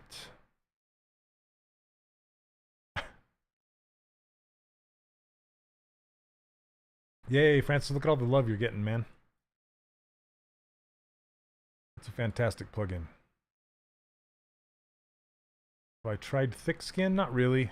I haven't had a use for it yet.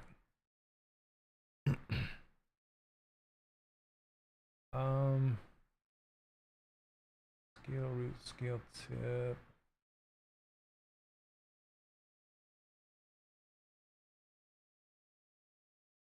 I'm trying to get rid of some of these smaller hairs in here. Oh, less comic-y. I don't know. I'll have to check that out.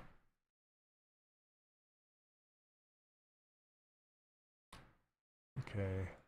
I'm gonna make this a little lighter. Just because he's a gray dude. I need to make those thicker though.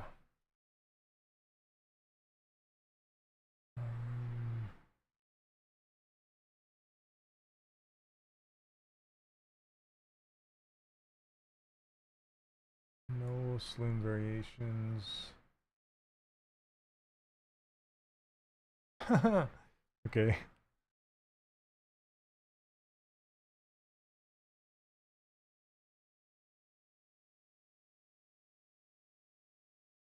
Scale root. I don't know if I want to scale that root. Silver fox.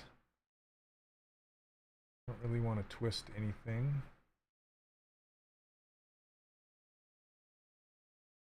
I wonder if I can type a higher number than 5,000. Nope.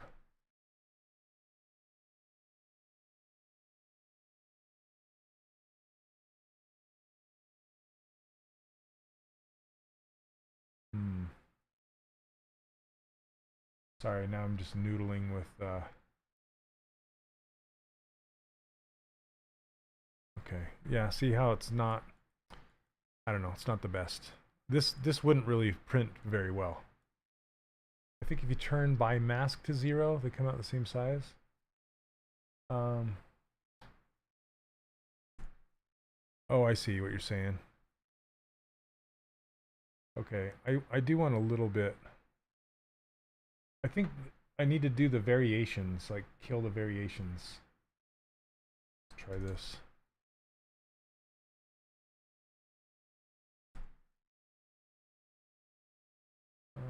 Max. That's texture.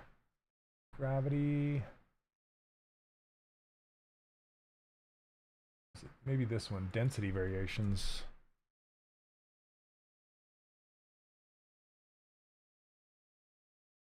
Modulate by masking.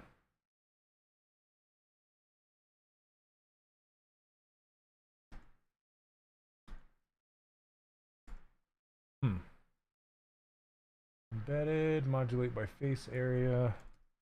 Ha, there we go. That's what I'm looking for, actually. Hey, it's actually not too bad with it's just stubble like that. But if I set this to 0, it gives me like super thick. Holy cow, look at that. Okay. So 0.012, that shrinks it a little bit. 0.5. Okay, 0.07. 0.03. No.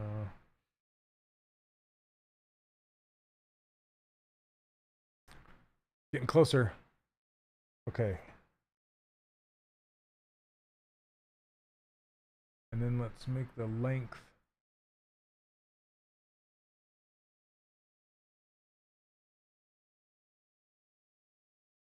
These guys are all square. That's funny.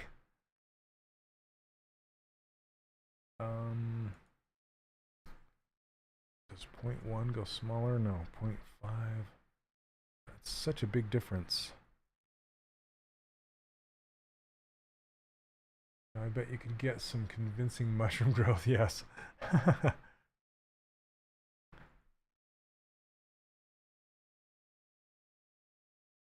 3.2. Okay, that's pretty good, I think. Doesn't really look like hair. Let's go a little bit more on the length and a little bit smaller on this. I can't move that slider, I have to type it in. 0.09. No, that's too big.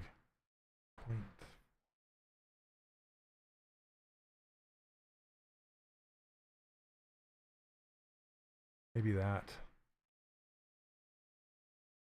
See, I can't have it sticking out too far. Yeah, if I BPR'd rendered it, that's for sure. You know, let me show you what. I might crash though. Let me save this. Okay. See, from this distance, it looks okay. But it's funny, it's just a bunch of squares. And basically, I would just smooth it into there. But let me see if BPR rendering even works on this with the preview. Ambient occlusion is quite heavy.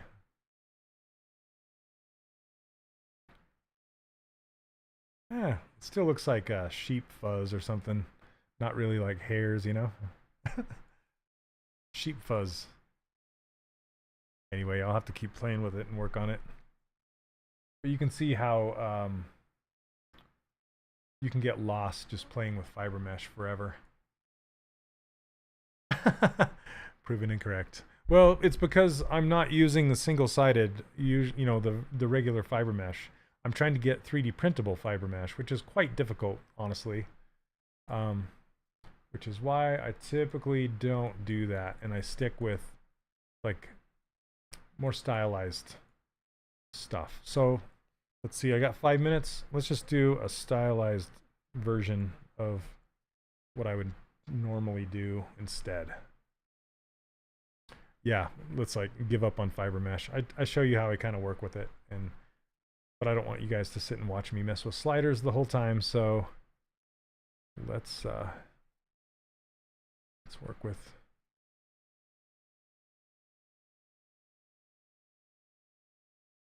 yep.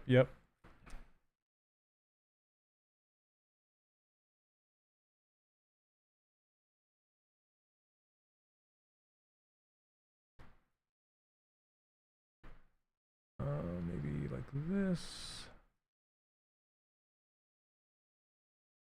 Yeah, this fiber mesh is just for very specific purposes. Oh, come on. Stick in the center. There you go.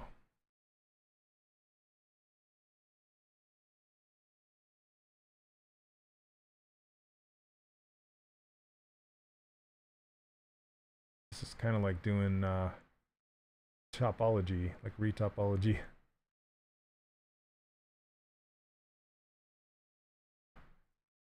Okay.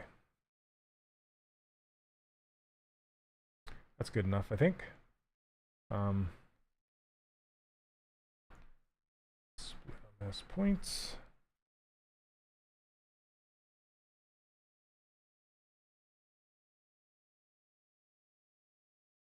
And subdivide this on down, get rid of the creases. So this is what we got now. We got a double-sided mesh. I am going to insert one more edge here. And then transpose that edge out. Whoop, like that. No, not like that. Like that. Okay. And then subdivide it down a couple times. Get rid of the lower subdivisions.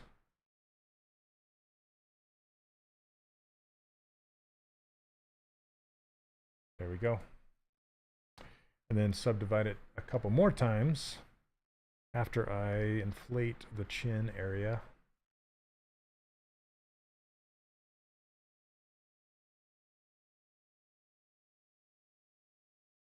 Okay, and then I want to move this up a little bit.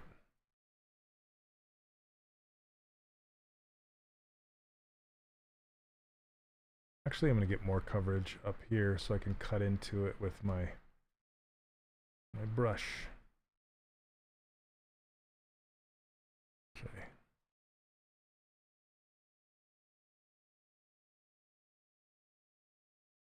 So then I get this carve brush, and then I can just kind of cut into it. This. That's still not enough geometry. I'm going to go. There we go. Okay, I'm going to turn off symmetry. And then we can just kind of work through it.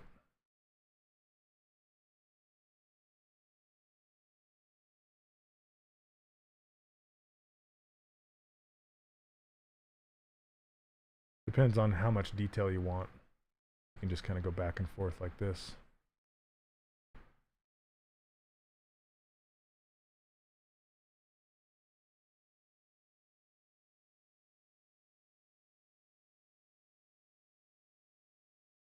I love this brush for hair. It's great.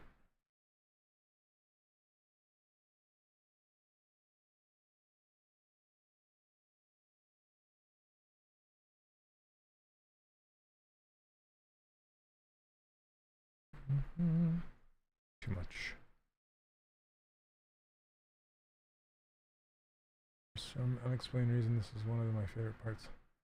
I use Extract Pro plugin to extract. Yeah, I don't.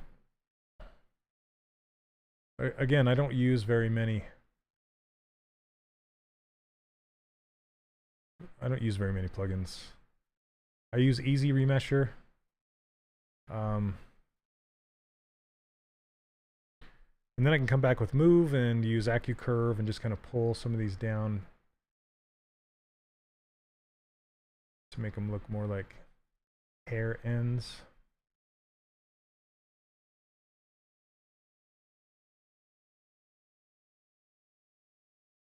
Because it's growing out from kind of the top and then ending up down here.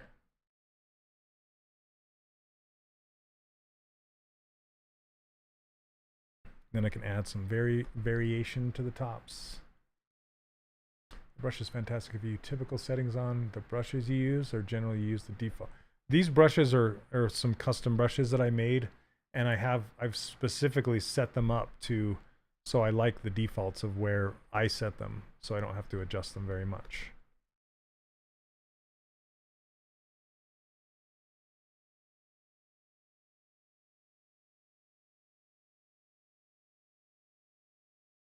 I feel like this is a little too tall now, so I can just push this down. There we go. Andy Dufresne. I don't know that if this new brush is on my current user interface that I give away, but it's very close to the Orb Crack brush, so you can grab that and use it too.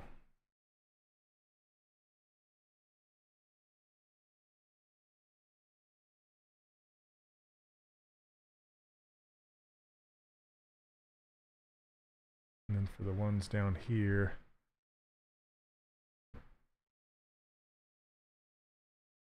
let's go.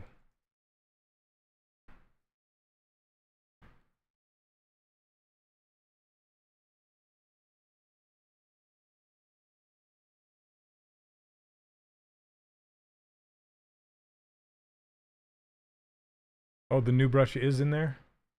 Okay, cool. Good to know. Thank you.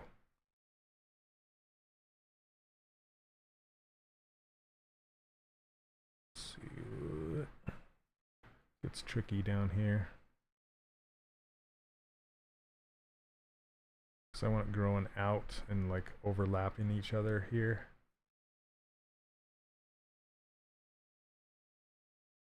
I might just push it into his face.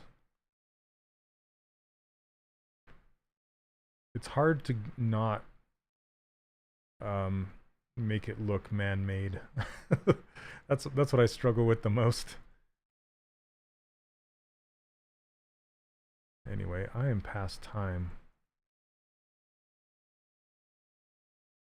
So I'm going to end it soon here.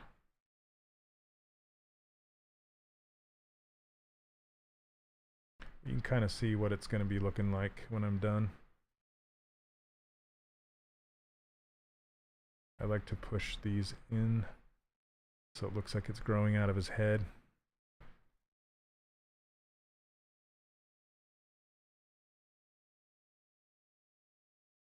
Something like that.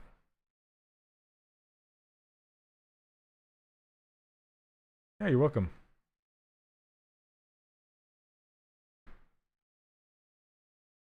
I just want it to kind of be sparse over here. There we go. I like that. Happy accident.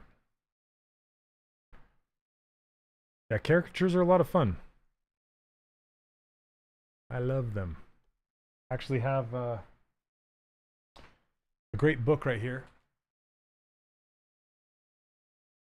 It's called The Mad Art of Caricature by Tom Richmond. This thing right here. Super great book. I highly recommend it.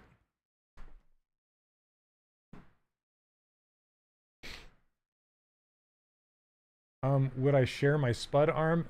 You mean the actual bear arm? No, that's kind of my thing. So, oh boy, thanks for ruining chat. All right, you guys, thank you so much for hanging out with me today. It's been a pleasure, and I will see you all next Monday. And as usual, I give my brushes away for free. So if you'd like my brushes, go check it out over at 3dcharacterworkshop.com, where I give all of those away. So thanks. I think I might try some hand done sculpting on his hair and see if I can get the curliness to look good. So Anyway, thank you, everybody. Thanks for hanging out. And we'll see you next Monday. All right, take care. See ya. Bye-bye.